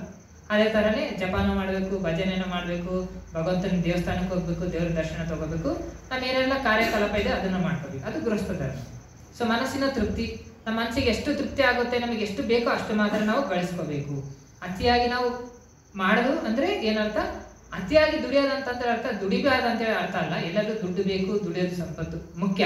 ಆದ್ರೆ ಭಕ್ತಿಯನ್ನ, ಪೂರ್ಣತೆಯನ್ನ ಭಕ್ತಿ ಬಿಟ್ಟು ಕೇವಲ ನಮ್ಮ ಪೂರೇ ಸಮಯನ ಕೇವಲ ದುಡಿಮೆಗಾಗಿ ಕೊಟ್ರೆ, ಹೇಳ್ತೇನಲ್ಲ, ಇಡೀ ಜೀವನದಲ್ಲಿ ನನಗೆ 80 ವರ್ಷ ಆಯುಷ್ಯದೆ ಅಂತ ಹೇಳಿ 80 ವರ್ಷಕ್ಕೂ ನಾನು ಕೇವಲ ನನಗೆ ಹಣ, ಆಸ್ತಿ, ಸಂಪತ್ತು ಅದಕ್ಕಾಗಿ ನಾನು ಸಮಯ ಕೊಡ್ತಾ ಇದ್ದೀನಿ, ಭಕ್ತಿಗೆ ಸ್ವಲ್ಪ ಸಮಯ ಕೊಡ್ತಿಲ್ಲ. ಅಂದ್ರೆ ಶಾಶ್ವತವಾಗಿ ಕೊಡೋಂಥ ಭಕ್ತಿ, ಶಾಶ್ವತವಾಗಿರೋಂಥದ್ದು ಭಕ್ತಿ, ಅದನ್ನ ನಾನು ಬಿಟ್ಟು ಕೇವಲ ಕ್ಷಣಿಕ ಆಗಿರೋ ವಸ್ತುಗಳಿಗೆ, ಕ್ಷಣಿಕ ಆಗಿರೋ ವಿಷಯಗಳಿಗೆ ನಾನು ಇಡೀ ಜೀವನ ಕಳ್ಕೊಂಡ್ರೆ ಅಂತ ವ್ಯಕ್ತಿಗಳಿಗೆ ಅವ್ರಕ್ಕಿಂತ ಮೂರ್ಖರು ಯಾರು ಇಲ್ಲ. ಸೊ ಬುದ್ಧಿವಂತರು ಯಾರಿದ್ರಲ್ಲಿ, ಶಾಶ್ವತವಾಗಿರೋದನ್ನ ಗಳಿಸೋರು ಬುದ್ಧಿವಂತರು.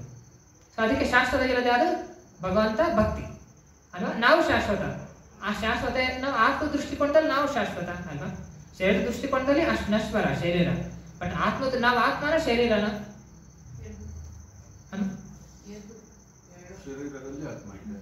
ಶರೀರದಲ್ಲಿ ಆತ್ಮ, ಬಟ್ ನಾವು ಆತ್ಮನ ಅಥವಾ ಶರೀರ, ನಾವು ಅನ್ನೋದು ಯಾರು. ಫಾರ್ ಎಕ್ಸಾಂಪಲ್ ನಾನು ಅನ್ನೋ ಶರೀರ, ಬಟ್ ನಾವು ಫಾರ್ ಎಕ್ಸಾಂಪಲ್ ಇದು ಹೇಳ್ತೀನಿ. ಈಗ ನಿಮ್ಮ ಕೈಯಲ್ಲಿದೆ, ನಿಮ್ಮ ಕಣ್ಣೆಲ್ಲಿದೆ, ನಿಮ್ಮ ಕಿವಿಯಲ್ಲಿದೆ, ಹಿಂಗೆ ಹೇಳ್ತೀನಿ ನಾನು. ನೀವು ಹೇಳ್ತೀರಾ, ನೀವು ಎಲ್ಲಿ ಮುಟ್ಟಿರ್ಕೊಂಡ್ರೆ, ನಿಮ್ಮ ಕಣ್ಣೆಲ್ಲಿದೆ, ನೀವು ಇಲ್ಲಿ ಮುಟ್ತೀರಾ, ಕಿವಿಯಲ್ಲಿದೆ ಇಲ್ಲಿ ಮುಟ್ತೀರಾ, ಮೂಗೆಲ್ಲಿದೆ ಇಲ್ಲಿ ಮುಟ್ತೀರಾ, ನಿಮ್ಮ ತಲೆಯಲ್ಲಿದೆ, ಕೈಯಲ್ಲಿದೆ, ಕಾಲಲ್ಲಿದೆ, ಹೊಟ್ಟೆಯಲ್ಲಿದೆ ಅಲ್ವಾ, ನಿಮ್ಮ ಹೃದಯಲ್ಲಿದೆ, ನೀನೆಲ್ಲಿದೆ, ನಾನೆಲ್ಲಿದ್ದೀನಿ, ಆಗ ನಾವೆಲ್ಲಿ ಮುಟ್ತೀವಿ. ಎಲ್ಲ ನಮ್ಮ ದೇಹದ ಅಂಗಾಂಗಗಳ ಆಯ್ತಿದು. ಅದಕ್ಕೆ ಇಂಗ್ಲಿಷ್ನಲ್ಲಿ ಸುಂದರವಾದ ವರ್ಡ್ ಐ ಅಂಡ್ ಮೈ. ಮೈ ನಂದು, ನಾನು ಮೈ ಬಾಡಿ ಅಂತ ಹೇಳ್ತಾರೆ, ಐ ಬಾಡಿ ಅಂತ ಹೇಳ್ತಾರೆ. ಮೈ ಬಾಡಿಗೆ ಐ ಬಾಡಿಗೆ ಏನು ಡಿಫ್ರೆನ್ಸ್, ವ್ಯತ್ಯಾಸ ಏನಿದೆ? ಐ ಬಾಡಿ, ಮೈ ಬಾಡಿ ಎರಡರಲ್ಲಿ ಏನು ವ್ಯತ್ಯಾಸ ಏನಿದೆ? ಮೈನ್ ಅಂದ್ರೆ ನಂದು, ಐ ಅಂದ್ರೆ ನಾನು. ಸೊ ನಾವು ಶರೀರಕ್ಕೆ ಏನ್ ಹೇಳ್ತೀವಿ, ಐ ಬಾಡಿ ಅಂತ ಹೇಳ್ತೀವಿ ಅಥವಾ ಮೈ ಬಾಡಿ ಅಂತ ಹೇಳ್ತೀವ ಇಂಗ್ಲಿಷ್. ಮೈ ಬಾಡಿ ಅಂದ್ರೆ ಅದರ ಅರ್ಥ ನನ್ನ ಶರೀರ ಅಲ್ವಾ, ನನ್ನ ಶರೀರ, my body, this is my body ಅಂತ ಹೇಳ್ತೀವಿ. But this is I body ಅಂತ ಹೇಳಲ್ಲ ಅಲ್ವಾ. ಅದೇ ತರನೇ ಇದು ನನ್ನ ಶರೀರ. ಭಗವದ್ಗೀತೆಯಲ್ಲಿ ಕೃಷ್ಣ ಅದನ್ನೇ ಫಸ್ಟ್ ಉಪದೇಶ ಮಾಡ್ತಾರೆ ಅಲ್ವಾ. ನಾನು ಶರೀರ ಅಲ್ಲ, ನಾನು ಆತ್ಮ, ಅಜರ ಅಮರ ನಿತ್ಯ ಶಾಶ್ವತ ಇರಂತ ಆತ್ಮ ನಾನು. ಭಗವಂತನ ಶ್ರೇಷ್ಠತಮ ಶಕ್ತಿ, ಒಂದು ನಿಕೃಷ್ಟ ಶಕ್ತಿ, ಒಂದು ಶ್ರೇಷ್ಠತಮ ಶಕ್ತಿ ಇದೆ ಭಗವಂತನ, ಪರಾಪ್ರಕೃತಿ ಅಪರಾಪ್ರಕೃತಿ. ಸೊ ಆತ್ಮ ಪರಾಪ್ರಕೃತಿಗೆ ಸೇರಿದಂಥದ್ದು, ಶಾಶ್ವತ ಅಲ್ವಾ. ಮಮೆಯಾಂಶ ಜೀವಲೋಕ, ಜೀವಭೂತ ಸನಾತನ. ಸನಾತನ ಅರ್ಥ ಅಂದ್ರೇನೆ ಶಾಶ್ವತ ಆಗಿರುವಂಥದ್ದು. ಹಿಂದೂ ಧರ್ಮ ಅಂತ ಕರಿತೇವಲ್ವಾ. ಸೊ ಇದು ಸನಾತನ ಧರ್ಮ ಅಂದ್ರೆ ಶಾಶ್ವತ ಇರೋಂಥ ಧರ್ಮ. ಆತ್ಮ ದೃಷ್ಟಿಕೊಂಡಲ್ಲಿ ನಾನು ಸನಾತನ ಅಂದ್ರೆ ನಾನು ಶಾಶ್ವತ, ನಿತ್ಯ, ನಿರಂತರ ಶಾಶ್ವತ. ಅದು ಕ್ಷಣಿಕ ಯಾವುದು? ಶರೀರ. ಶರೀರ ನಾನು ಕರ್ಮಾನುಸಾರವಾಗಿ ಸಿಕ್ಕಿದೆ. ಈ ಜನ್ಮದಲ್ಲಿ ಈ ಶರೀರ, ಮತ್ತೊಂದು ಜನ್ಮಕ್ಕೆ ಮತ್ತೊಂದು ಶರೀರ ಅಲ್ವಾ. ಶರೀರ ಅದಕ್ಕೆ ಭಗವದ್ಗೀತೆಯಲ್ಲಿ ವಾಸಂಸಿ ತೀರಣನಿ ಯಥಾ ವಿಹಾಯ ಏನ್ ಹೇಳ್ತಾನೆ ಕೃಷ್ಣ ಭಗವಂತ, ನಾನು ಆತ್ಮ ಈ ಶರೀರವನ್ನು ಬಟ್ಟೆ ತರ ಧರಿಸ್ಕೊಂಡಿದ್ದೀನಿ. ಈ ಶರೀರನ ಬಿಟ್ಟು ನಾನು ಮತ್ತೊಂದು ಶರೀರಕ್ಕೆ ಹೋಗ್ತೀನಿ. ಯಾವ ತರ? ಈ ಬಟ್ಟೆಯನ್ನು ಬಿಟ್ಟು ನಾನು ಮತ್ತೊಂದು ಬಟ್ಟೆನ ತಗೊಳ್ತೀನಿ. ಅದೇ ತರ ನಾನು ಆತ್ಮ ಈ ಶರೀರವನ್ನು ಬಿಡ್ತೀನಿ, ಮತ್ತೊಂದು ಶರೀರವನ್ನ ಪ್ರವೇಶಿಸ್ತೀನಿ ನಾನು ಕರ್ಮಾನುಸಾರವಾಗಿ. ಇದು ಅಂದ್ರೆ ನಾನು ಶರೀರ ಅಲ್ಲ, ಆತ್ಮ. ಸೊ ನಾನು ಶರೀರ ಅಲ್ಲ. ಸೊ ಶರೀರ ಅನ್ನೋದು ಯಂತ್ರ ರೂಢಾನಿ ಮಾಯ. ಭಗವಂತ ಏನು ಹೇಳ್ತಾರೆ? ಯಂತ್ರ. ಯಂತ್ರ ಅಂದ್ರೆ ಏನು? ಮಿಷಿನ್. ಈ ಶರೀರ ಮಿಷಿನ್. ರೂಢಾನಿ ಮಾಯ. ಕ್ಷೇತ್ರ ಕ್ಷೇತ್ರಜ್ಞ. ಭಗವದ್ಗೀತೆ ಇದೆ ಭಗವಂತ. ಕ್ಷೇತ್ರ ಅಂದ್ರೆ ಶರೀರ, ಕ್ಷೇತ್ರಜ್ಞ ಅಂದ್ರೆ ಕ್ಷೇತ್ರದಲ್ಲಿ ಇರೋಂತಹ ವ್ಯಕ್ತಿ, ಕ್ಷೇತ್ರದಲ್ಲಿ ಇರೋಂತಹ ನಾನು ಅಲ್ವಾ. ರಥ, ರಥವನ್ನು ಓಡಿಸಂತ ಸಾರಥಿ. ಈಗ ರಥ ಇದೆ, ಈ ಶರೀರದ ರಥ ತರ, ಕ್ಷೇತ್ರ ತರ ಅಥವಾ ವೆಹಿಕಲ್ ತರ. ಬಟ್ ಅದನ್ನು ಓಡಿಸುವಂತ ಸಾರಥಿ ರಥ ಯಾರು? ಆತ್ಮ. ಸಾರದಲ್ಲಿ ರೂಢ ಆಗಿರಂತ ಆತ್ಮ. ಅಂದ್ರೆ ಸಾರಥಿ ಅಂದ್ರೆ ಸಾರಥಿ ಇರೋದು ಆಕ್ಚುಲಿ ಬುದ್ಧಿ ಸಾರಥಿ. ಒಂದು ಉಪನಿಷತ್ತಲ್ಲಿ ಬರುತ್ತೆ. ಈ ಶರೀರದ ರಥ ತರ, ಇಂದ್ರಿಯಗಳು ಕುದುರೆಗಳ ತರ ಅಲ್ವಾ. ಮತ್ತು ಮನಸ್ಸು ಅನ್ನೋದು ಲಗಾಮ್ ತರ. ಆ ಮನಸ್ಸನ್ನು ಕಂಟ್ರೋಲ್ ಮಾಡಿರುವಂತದ್ದು ಬುದ್ಧಿ, ಅದು ಸಾರಥಿ. ಮತ್ತು ಆ ರಥದಲ್ಲಿ ಕುಂದಿರುವಂತ ಜರ್ನಿಯಲ್ಲಿ ರಥದಲ್ಲಿ ಕುಂತು ಪ್ರಯಾಣ ಮಾಡ್ತಿರೋಂಥ ವ್ಯಕ್ತಿ ಆತ್ಮ. ನಾವು ಹಿಂದೆ ಇದು ಉಪನಿಷತ್ತು ಹೇಳುತ್ತೆ ಅಲ್ವಾ. ಸೊ ಇದೇ ತರನೇ ಶಾಸ್ತ್ರ ಹೇಳುತ್ತೆ. ಸೊ ಪರ್ಫೆಕ್ಟ್ ನಾಲೆಜ್ ಅಂದ್ರೆ ಭಗವಂತ ಕೊಡೋದು. ಭಗವಂತ ಅದರಲ್ಲಿ ಸ್ಪಷ್ಟವಾಗಿ ಎಲ್ಲವನ್ನೂ ವಿವರಿಸಿ ಹೇಳ್ತಾನೆ. ಅದು ಜ್ಞಾನ ವಿಜ್ಞಾನವಾಗಿ ಸಹಿತವೆ. ಇದು ಭಕ್ತಿ ಅನ್ನೋದು ಕೇವಲ ಸೆಂಟಿಮೆಂಟ್ ಅಲ್ಲ, ಇದು ಜ್ಞಾನ ಮತ್ತು ವಿಜ್ಞಾನ ಅಲ್ವಾ. ಅದಕ್ಕೆ ಇದು ಬಹಳ ಸೈಂಟಿಫಿಕ್ ಪ್ರಕಾರ ನಾವು ತಿಳ್ಕೋಬೇಕು. ಅದಕ್ಕೆ ಶಾಸ್ತ್ರದಲ್ಲಿ ಎಲ್ಲಾ ಸೈಂಟಿಫಿಕಲಿ ಪ್ರೂಫ್ ಮಾಡಿ ಭಗವಂತ ಕೊಡ್ತಿದ್ದಾರೆ. ಸೊ ಈ ತರ ನಾವು ಯಂತ್ರ ರೂಢಾನಿ ಮಾಯ ಇದರಲ್ಲಿ ರೂಢವಾಗಿದ್ವಿ. ಸೊ ನಾವು ಭಗವಂತನ ಭಕ್ತಿ ಮಾಡ್ಬೇಕು ಯಾವ ತರ? ಶಾಸ್ತ್ರೋಕ್ತವಾಗಿ. ಅದೇ ತರ ನಾವು ಭಗವಂತನ ಭಜನೆ ಮಾಡೋದಕ್ಕೆ ವಾಸ್ತವವಾಗಿ ಎಲ್ಲೋ ಭಗವಂತನೇ ವಾಸ್ತವದಲ್ಲಿ ನಮ್ಮ ನಿಜವಾದ ತಂದೆ ತಾಯಿ. ಫಾರ್ ಎಕ್ಸಾಂಪಲ್ ಹೇಳ್ತೀನಿ, ಈ ನಮ್ಮ ತಂದೆ ತಾಯಿ ಯಾರು? ನಾವು ಕೇಳ್ತೀವಿ ನಮ್ಮ ತಂದೆ ತಾಯಿ, ನಮ್ಮ ತಂದೆಯವರು, ನಮ್ಮ ತಾಯಿರು. ಅದು ಶರೀರ ದೃಷ್ಟಿಕೊಂಡದ್ದು. ನಾನು ಕೇಳ್ತೀನಿ ಆತ್ಮ ದೃಷ್ಟಿಕೊಂಡಲ್ಲಿ ನಮ್ಮ ತಂದೆ ತಾಯಿ ಯಾರು? ಆತ್ಮ ದೃಷ್ಟಿಕೊಂಡಲ್ಲಿ ನಮ್ಮ ತಂದೆ ತಾಯಿ ಯಾರು? ಭಗವಂತ ಅಲ್ವಾ. ಅಹಂ ಬೀಜ ಪ್ರದಾಪಿತ. ಕೃಷ್ಣ ಭಗವಂತ ಹೇಳ್ತಾನೆ ಅಹಂ ಬೀಜ ಪ್ರದಾಪಿತ ಸರ್ವ ಯೋನೇಶು. ಎಲ್ಲಾ ಯೋನಿಗಳಿಗೂ ಅಹಂ ಬೀಜ ಪ್ರದಾಪಿತ. ಪಿತ ಅಂದ್ರೆ ತಂದೆ ಅಲ್ಲ. ಯಾರಿಗೆ ತಂದೆ? ಆತ್ಮದ ತಂದೆ. ಯಾರ ಆತ್ಮ? ನಾವು ಅಲ್ವಾ. ಶರೀರ ದೃಷ್ಟಿಕೋನದಲ್ಲಿ ನಾನು ಕರ್ಮಾನುಸಾರವಾಗಿ ನಾನು ಈ ಜನ್ಮದಲ್ಲಿ ನನಗೆ ಇವ್ರ ತಂದೆ ತಾಯಿ. ಪ್ರಾಣಿ ಪಶು ಯೋನಿನಲ್ಲಿ ಹೋದೆ ನಾನು, ಯಾವ ಜನ್ಮದಲ್ಲಿ ನಾನು ಪ್ರಾಣಿ ಪಶು ಯೋನಿನಲ್ಲಿ ಹೋಗಿದ್ದೆ, ಆ ಪ್ರಾಣಿ ಪಶು ನನಗೆ ತಂದೆ ತಾಯಿ ಅಲ್ವಾ. ಅಂದ್ರೆ ನಾನು ಡ್ಯೂಟಿನಲ್ಲಿ ನನ್ನ ಡ್ಯೂಟಿ ಏನಿರುತ್ತೆ, ನನ್ನ ತಂದೆ ತಾಯಿ, ಮಕ್ಕಳು, ಮರಿ, ಫ್ರೆಂಡ್ಸು ಅವ್ರಿಗೆ ಮಾಡೋಂಥ ಡ್ಯೂಟಿ ನಾನು ಮಾಡಬೇಕು ಎಲ್ಲವನ್ನು. ಬಟ್ ಎಲ್ಲರಿಗೂ ಪ್ರಪ್ರಥಮಃ ಯಾರು? ಭಗವಂತ. ಸೊ ಅದಕ್ಕೆ ಭಗವಂತನ ಭಕ್ತಿ ಮಾಡದೆ ವಾಸ್ತವದಾಗಿರೋಂಥ ಧರ್ಮ, ಪರಧರ್ಮ. ಎರಡು ರೀತಿ ಧರ್ಮ ಇದಾವೆ. ಒಂದು ದೇಹದ ಧರ್ಮ, ವರ್ಣಾಶ್ರಮ ಧರ್ಮ. ಇನ್ನೊಂದು ಯಾವುದು? ಅಧ್ಯಾತ್ಮ ಧರ್ಮ. ಅದು ಶಾಶ್ವತ ಧರ್ಮ. ಯಾವುದು? ಭಗವಂತನ ಭಕ್ತಿ. ಸೊ ಅದಕ್ಕೆ ನಾವು ಶರೀರ ಅಲ್ಲ ಆತ್ಮ ಅನ್ನೋದನ್ನ ಫಸ್ಟಿಗೆ ಅಧ್ಯಾತ್ಮ ಜ್ಞಾನ ಸ್ಟಾರ್ಟ್ ಆಗದೆ 2ನೇ ಅಧ್ಯಾಯದಿಂದ ಭಗವದ್ಗೀತೆಯಲ್ಲಿ ಕೃಷ್ಣ ಕೊಡೋದು ನಾನು ಶರೀರ ಅಲ್ಲ, ನೀನು ಶರೀರ ಅಲ್ಲ, ಆತ್ಮ ಅನ್ನೋದನ್ನ ಭಗವಂತ ತಿಳಿಸ್ಕೊಳ್ತಾನೆ. ಒಂದು ನಾವು ಮನಸ್ಸಿನ ಮಾತನ್ನ ಕೇಳ್ತೀವಿ, ಬುದ್ಧಿ ಮಾತನ್ನ ಕೇಳ್ತೀವಿ. ಇನ್ನೊಂದು ಭಗವಂತನ ಮಾತನ್ನ ಕೇಳ್ತೀವಿ. ನಮ್ಮ ಮನಸ್ಸು, ಬುದ್ಧಿ ಭೌತಿಕ ಪ್ರಪಂಚದಲ್ಲಿ ತ್ರೈಗುಣಗಳಿಂದ ಏನೆಲ್ಲ ನಾವು ಕಾರ್ಯಕಲಾಪವನ್ನು ಮಾಡ್ತೀವಿ ಅದರಲ್ಲೇ ಮಾತ್ರ ಇರುತ್ತೆ. ಬಟ್ ಅದು ಸ್ಪಷ್ಟವಾಗಿಲ್ಲ, ಶುದ್ಧವಾಗಿಲ್ಲ. ನಮ್ಮ ಮನಸ್ಸು, ಬುದ್ಧಿ ಏನು ಶುದ್ಧವಾಗಿಲ್ಲ, ಕಲುಷಿತವಾಗಿದೆ ಅಲ್ವಾ. ಯಾಕಂದ್ರೆ ನಾವು ಭೌತಿಕ ಸಂಸಾರದಲ್ಲಿ ಇದೀವಿ. ಪ್ರಕೃತಿಯ ಮೂಲಗುಣಗಳಿಂದ ಕಲುಷಿತವಾಗಿದೆ. ಆದ್ರೆ ಅದನ್ನ ನಾವು ಶುದ್ಧ ಹೆಂಗ್ ಮಾಡೋದು? ಭಗವಂತನ ಮುಖಾಂತರ. ಭಗವಂತನ ಭಜನೆ ಮಾಡಿದ್ರಿಂದ, ಭಗವಂತ ನಾಮ ಜಪ ಮಾಡಿದ್ರಿಂದ ನಮ್ಮ ಮನಸ್ಸು, ಬುದ್ಧಿ, ನಮ್ಮ ಚಿತ್ತ, ನಮ್ಮ ಹೃದಯ ಶುದ್ಧ ಆಗುತ್ತೆ. ಅವಾಗ ನಾವು ಶಾಸ್ತ್ರಗಳನ್ನ ಓದೋದ್ರಿಂದ, ತಿಳ್ಕೊಳ್ಳೋದ್ರಿಂದ, ಅವಾಗ ನಮ್ಮ ಭಗವಂತನ ಮಾತನ್ನ ನಾವು ಕೇಳೋದ್ರಿಂದ ನಿಜವಾದ ಸಫಲತೆಯನ್ನ ನಾವು ಲೈಫ್, ಪರ್ಫೆಕ್ಷನ್ ಆಫ್ ಲೈಫ್ನ ನಾವು ಪಡ್ಕೊಳ್ತೀವಿ. ಸೊ ಈ ತರ ನಾವೇನ್ ಮಾಡ್ಬೇಕು? ಗುಂಪಿನಲ್ಲಿ ಕುತ್ಕೋಬೇಕು, ಭಗವಂತನ ಭಜನೆ ಮಾಡಬೇಕು, ಕೀರ್ತನೆ ಮಾಡಬೇಕು ಅಲ್ವಾ. ಈ ತರ ಆರೋಗ್ಯಕರವಾದ ನಮಗೇನೆಲ್ಲ ನಮಗೆ ಅವಶ್ಯಕತೆ ಇದೆ ಅದನ್ನೆಲ್ಲ ನಾವು ಮಾಡ್ಕೋಬೇಕು. ಬಟ್ ಆದ್ರೂ ನಾವು ಭಗವಂತನ ಭಜನೆ ಮಾಡಬೇಕು. ಇದನ್ನೊಂದು ಸ್ಕಿಪ್ ಮಾಡಿದ್ರೆ ಆಲ್ರೆಡಿ ನಾವು ಸ್ವಲ್ಪ ಧ್ಯಾನ ಮಾಡಬೇಕು ಅಲ್ವಾ. ಜಪ ಮಾಡಬೇಕು. ಧ್ಯಾನ ಅಂದ್ರೆ ಜಪ ಮಾಡೋದು, ಸೇವೆ ಮಾಡೋದು, ದೇವಸ್ಥಾನದಲ್ಲಿ ದೇವರಿಗೆ ಭಕ್ತಿಯಿಂದ ಭಗವಂತನಿಗೆ ಪೂಜೆ ಮಾಡೋದು, ಸೇವೆ ಮಾಡೋದು. ಈ ತರ ನಮ್ಮ ಅಗತ್ಯಗಳನ್ನೆಲ್ಲ ಪೂರೈಸ್ಕೋಬಹುದು ಈ ತರ. ಓಕೆ. ಮತ್ತು ಗುಂಪಿನಲ್ಲಿ ಕುತ್ಕೊಂಡು ಭಗವಂತನ ಭಜನೆ ಮಾಡೋದು, ಕೀರ್ತನೆ ಮಾಡೋದು, ಭಕ್ತಿ ಮಾಡೋದು, ಅಭ್ಯಾಸ ಮಾಡೋದು, ಈ ತರ ಎಲ್ಲ ನಾವು ನಿತ್ಯ ಕಾರ್ಯಕ್ರಮಗಳನ್ನು ಮಾಡೋದು. ಶಾಸ್ತ್ರಗಳನ್ನ ಓದೋದು, ಭಗವದ್ಗೀತೆಯನ್ನ ಓದೋದು ಅಲ್ವಾ. ನಮಗೆ ಗೈಡೆನ್ಸ್ ಬೇಕು. ನಾ ಅಂತ ಹೇಳಿದ್ರೆ ಪ್ರಾಮಾಣಿಕ ಇವರಂತ ಗುರುಗಳನ್ನ ಹುಡುಕ್ಬೇಕು, ಅವರನ್ನ ಶರಣ ಹೊಂದಬೇಕು, ಅವ್ರ ಮುಖಾಂತರ ಗೈಡೆನ್ಸ್ ನಾವು ತಗೋಬೇಕು. ಅವ್ರು ನಮಗೆ ಸಹಾಯ ಮಾಡ್ತಾರೆ, ಅಸಿಸ್ಟ್ ಮಾಡ್ತಾರೆ, ನಮಗೆ ಚೆನ್ನಾಗಿ ನಾವು ಭಕ್ತಿನಲ್ಲಿ ಮುಂದುವರಿಯೋದಕ್ಕೆ ಮತ್ತೆ ನಮಗೆ ಸಪೋರ್ಟ್ ಮಾಡ್ತಾರೆ. ಇವೆಲ್ಲ ನಮಗೆ ಬೆಂಬಲ ಬೇಕಾಗುತ್ತೆ. ಈ ತರ ನಮಗೆ ಸತ್ಸಂಗವನ್ನ ಮಾಡಬೇಕು. ಈ ತರ ನಾವು ಸತ್ಸಂಗದಲ್ಲಿ ಮುಂದುವರಿಯಬೇಕು ನಾವು. ಅಂದ್ರೆ ಸತ್ಸಂಗದಲ್ಲಿ ಹೋಗ್ಬೇಕು, ಭಗವಂತನ ಬಗ್ಗೆ ಚರ್ಚೆ ಮಾಡಬೇಕು, ನಿಜವಾದ ಜ್ಞಾನ, ಆಧ್ಯಾತ್ಮಿಕ ಜ್ಞಾನವನ್ನು ತಗೋಬೇಕು. ನಮ್ಮ ಜೀವನದ ಸಫಲತೆಯನ್ನು ನಾವು ಪಡ್ಕೊಂತೀವಿ, ನಿಜವಾದ ಸಂತೋಷವನ್ನ ನಾವು ಪಡ್ಕೊಂತೀವಿ. ಸೊ ಈ ತರ. ಸೊ ಸತ್ಯಯುಗದಲ್ಲಿ, ಸತ್ಯ ತ್ರೇತ ದ್ವಾಪರ ಯುಗದಲ್ಲಿ ನಾವು ನೋಡಿದ್ವಿ ಇದೇ ಕೃತೆ ಧ್ಯಾಯತೋ ವಿಷ್ಣು ತ್ರೇತಾಯ ವಿಜಿತೋ ಮುಖೈ ದ್ವಾಪರೈ ಪರಿಚಯಾಯ ಕಲವು ತತ್ ಹರಿ ಕೀರ್ತನ. ಕಲಿಯುಗದಲ್ಲಿ ಕೇವಲ ಭಗವಂತನ ಹರಿ ಕೀರ್ತನ ಮಾಡೋದು. ಇದು ಸಕ್ಸೆಸ್, ನಮ್ಮ ಜೀವನದ ಸಫಲತೆ ಪಡ್ಕೊಂಡಾಗ ಇದು ಒಂದು ಬಹಳ ಮುಖ್ಯವಾಗಿರೋಂಥ ಅಂಶ. ಏನಿದು ಚೇತ ಧರ್ಮಣ. ಇದರಿಂದ ಏನಾಗುತ್ತೆ, ನಮ್ಮ ಹೃದಯ ಶುದ್ಧಿ ಆಗುತ್ತೆ, ನಮ್ಮ ಚಿತ್ತ ಶುದ್ಧಿ ಆಗುತ್ತೆ, ನಮ್ಮ ಮನಸ್ಸು ಶುದ್ಧ ಆಗುತ್ತೆ, ಬಹಳಷ್ಟು ಶುದ್ಧತೆಯನ್ನು ಪಡ್ಕೊಂತೀವಿ ಇದರಿಂದ. ಸೊ ಈ ತರ ಇದನ್ನು ಮಾಡೋದ್ರಿಂದ ನಮಗೆಲ್ಲ ಕಲ್ಮಶ ಎಲ್ಲವೂ ನಾಶ ಆಗುತ್ತೆ. ಈ ಕಲಿಯುಗದ ಕಲ್ಮಶನೇ ನಾಶ ಆಗುತ್ತೆ ಅಲ್ವಾ. ಸೊ ಅದಕ್ಕೆ ಏನ್ ಮಾಡ್ಬೇಕು, ಅದಕ್ಕೆ ಸುಲಭ ಉಪಾಯ ಭಗವಂತ ಶಾಸ್ತ್ರದಲ್ಲಿ ಕೊಟ್ಟಿದ್ದು ಹರೇ ಕೃಷ್ಣ ಮಹಾಮಂತ್ರ ಜಪ ಮಾಡೋದು. ಅದೇ ಯುಗ ಧರ್ಮ ಕಲಿಯುಗದ ಇಲ್ಲಿ ಹೇಳ್ತಾರೆ. ಅದಕ್ಕೆ ಸತ್ಯತ್ರೇತ ದ್ವಾಪರ ಯುಗದಲ್ಲಿ ಬೇರೆ ಬೇರೆ ವಿಧಿಗಳಿದ್ದು, ಆದ್ರೆ ಕಲಿಯುಗದಲ್ಲಿ ಕೇವಲ ಭಗವಂತನ ಜಪ ಮಾಡೋದು. ಹರೇ ಕೃಷ್ಣ ಕೃಷ್ಣ ಕೃಷ್ಣ ಹರೇ ಹರೇ, ಹರೇ ರಾಮ ರಾಮ ರಾಮ ಹರೇ ಹರೇ.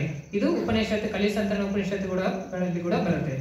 ಹರೇ ನಾಮ ಇದು ಷೋಡಶತಂ ನಾಮ್ನ ಕಲಿ ಕಲ್ಮಶ ನಾಶನಂ. ಈ ಕಲಿಯುಗದ ಕಲ್ಮಶವನ್ನ ನಾಶ ಮಾಡುತ್ತೆ. ಇದರ ಬಿಟ್ಟು ಬೇರೆ ಯಾವುದೇ ಉಪಾಯ ಇಲ್ಲ ಅಂತೇಳಿ. ಸೊ ಈಗ ಜಪ ಮಾಡೋಣ, ಎಲ್ಲರೂ ಜಪ ತಗೊಳ್ಳಿ.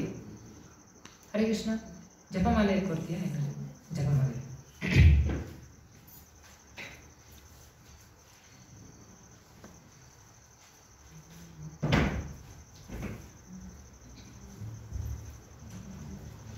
ಸೊ ಆದಷ್ಟು ಇದು ಜಪ ಮಾಡೋದಕ್ಕೆ ಒಂದು 10 ನಿಮಿಷ ಮಾತ್ರ ತಗೊಳುತ್ತೆ.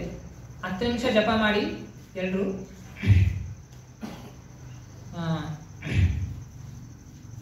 10 ನಿಮಿಷ ಒಂದು ಮಾಲೆಗೆ ಟೈಮ್ ತಗೊಳುತ್ತೆ. ನೀವು ಸ್ಟಾರ್ಟಿಂಗ್ ಅಟ್ಲೀಸ್ಟ್ 5 ನಿಮಿಷ ನೀವು ಜಪ ಮಾಡಿ, ಇಲ್ಲಾಂದ್ರೆ 5 ನಿಮಿಷ ಮಾಡಿ. ನಂತರ ನೀವು ಪ್ರತಿದಿನ ನೀವು ಒಂದು ಮಾಲೆ ಮಾಡ್ಬೋದು. ಇದು ಕಲಿಯುಗದಲ್ಲಿ ಯುಗ ಧರ್ಮ ಅಂತ ಕರೀತಾರೆ. ಸೊ ಇದು ಯುಗ ಧರ್ಮ ಪ್ರತಿ ಇದರಲ್ಲಿ ಅಂದ್ರೆ ಪ್ರತಿ ಯುಗದಲ್ಲಿ ಇದು ಇರೋದಿಲ್ಲ, ಬಟ್ ಎಲ್ಲ ಯುಗದಲ್ಲಿ ಆಗುತ್ತೆ. ಬಟ್ ಎಲ್ಲ ಯುಗದಲ್ಲಿ ಅವರು ಕ್ಯಾಪಬಲ್ ಆಗಿದ್ದಾರೆ ಎಲ್ಲ ತಪಸ್ಸು, ಧ್ಯಾನ, ಯಜ್ಞ, ಯಾಗದಿ ಮಾಡೋದಕ್ಕೆ. ಆದ್ರೆ ಈ ಕಲಿಯುಗದಲ್ಲಿ ನಮಗೆ ಅಷ್ಟೊಂದು ಇದು ವ್ಯವಸ್ಥೆಗಳು ಸಿಗಲ್ಲ. ಬಟ್ ಕಲಿಯುಗದಲ್ಲಿ ಕೇವಲ ಭಗವಂತ ನಾಮ ಜಪ ಮಾಡೋದು. ಓಕೆ, ಈಗ ನಾನು ಹೇಳ್ತೀನಿ, ರಿಪೀಟ್ ಮಾಡಿ. ಜೈ ಶ್ರೀ ಕೃಷ್ಣ ಚೈತನ್ಯ ಪ್ರಭು ನಿತ್ಯಾನಂದ ಶ್ರೀ ಅದ್ವೈತ ಗದಾಧರ ಶ್ರೀವಾಸಾದಿ ಗೌರ ಭಕ್ತವೃಂದ. ಹರೇ ಕೃಷ್ಣ ಕೃಷ್ಣ ಕೃಷ್ಣ ಹರೇ ಹರೇ, ಹರೇ ರಾಮ ರಾಮ ರಾಮ ಹರೇ ಹರೇ, ಹರೇ ಕೃಷ್ಣ ಕೃಷ್ಣ ಕೃಷ್ಣ ಹರೇ ಹರೇ, ಹರೇ ರಾಮ ರಾಮ ರಾಮ ಹರೇ ಹರೇ, ಹರೇ ಕೃಷ್ಣ ಕೃಷ್ಣ ಕೃಷ್ಣ ಹರೇ ಹರೇ, ಹರೇ ರಾಮ ರಾಮ ರಾಮ ಹರೇ ಹರೇ, ಹರೇ ಕೃಷ್ಣ ಕೃಷ್ಣ ಕೃಷ್ಣ ಹರೇ ಹರೇ, ಹರೇ ರಾಮ ರಾಮ ರಾಮ ಹರೇ ಹರೇ, ಹರೇ ಕೃಷ್ಣ ಕೃಷ್ಣ ಕೃಷ್ಣ ಹರೇ ಹರೇ, ಹರೇ ರಾಮ ರಾಮ ರಾಮ ಹರೇ ಹರೇ, ಹರೇ ಕೃಷ್ಣ ಕೃಷ್ಣ ಕೃಷ್ಣ ಹರೇ ಹರೇ, ಹರೇ ರಾಮ ರಾಮ ರಾಮ ಹರೇ ಹರೇ, ಹರೇ ಕೃಷ್ಣ ಕೃಷ್ಣ ಕೃಷ್ಣ ಹರೇ ಹರೇ, ಹರೇ ರಾಮ ರಾಮ ರಾಮ ಹರೇ ಹರೇ, ಹರೇ ಕೃಷ್ಣ ಕೃಷ್ಣ ಕೃಷ್ಣ ಹರೇ ಹರೇ, ಹರೇ ರಾಮ ರಾಮ ರಾಮ ಹರೇ ಹರೇ, ಹರೇ ಕೃಷ್ಣ ಕೃಷ್ಣ ಕೃಷ್ಣ ಹರೇ ಹರೇ, ಹರೇ ರಾಮ ರಾಮ ರಾಮ ಹರೇ ಹರೇ, ಹರೇ ಕೃಷ್ಣ ಕೃಷ್ಣ ಕೃಷ್ಣ ಹರೇ ಹರೇ, ಹರೇ ರಾಮ ರಾಮ ರಾಮ ಹರೇ ಹರೇ, ಹರೇ ಕೃಷ್ಣ ಕೃಷ್ಣ ಕೃಷ್ಣ ಹರೇ ಹರೇ, ಹರೇ ರಾಮ ರಾಮ ರಾಮ ಹರೇ ಹರೇ, ಹರೇ ಕೃಷ್ಣ ಕೃಷ್ಣ ಕೃಷ್ಣ ಹರೇ ಹರೇ, ಹರೇ ರಾಮ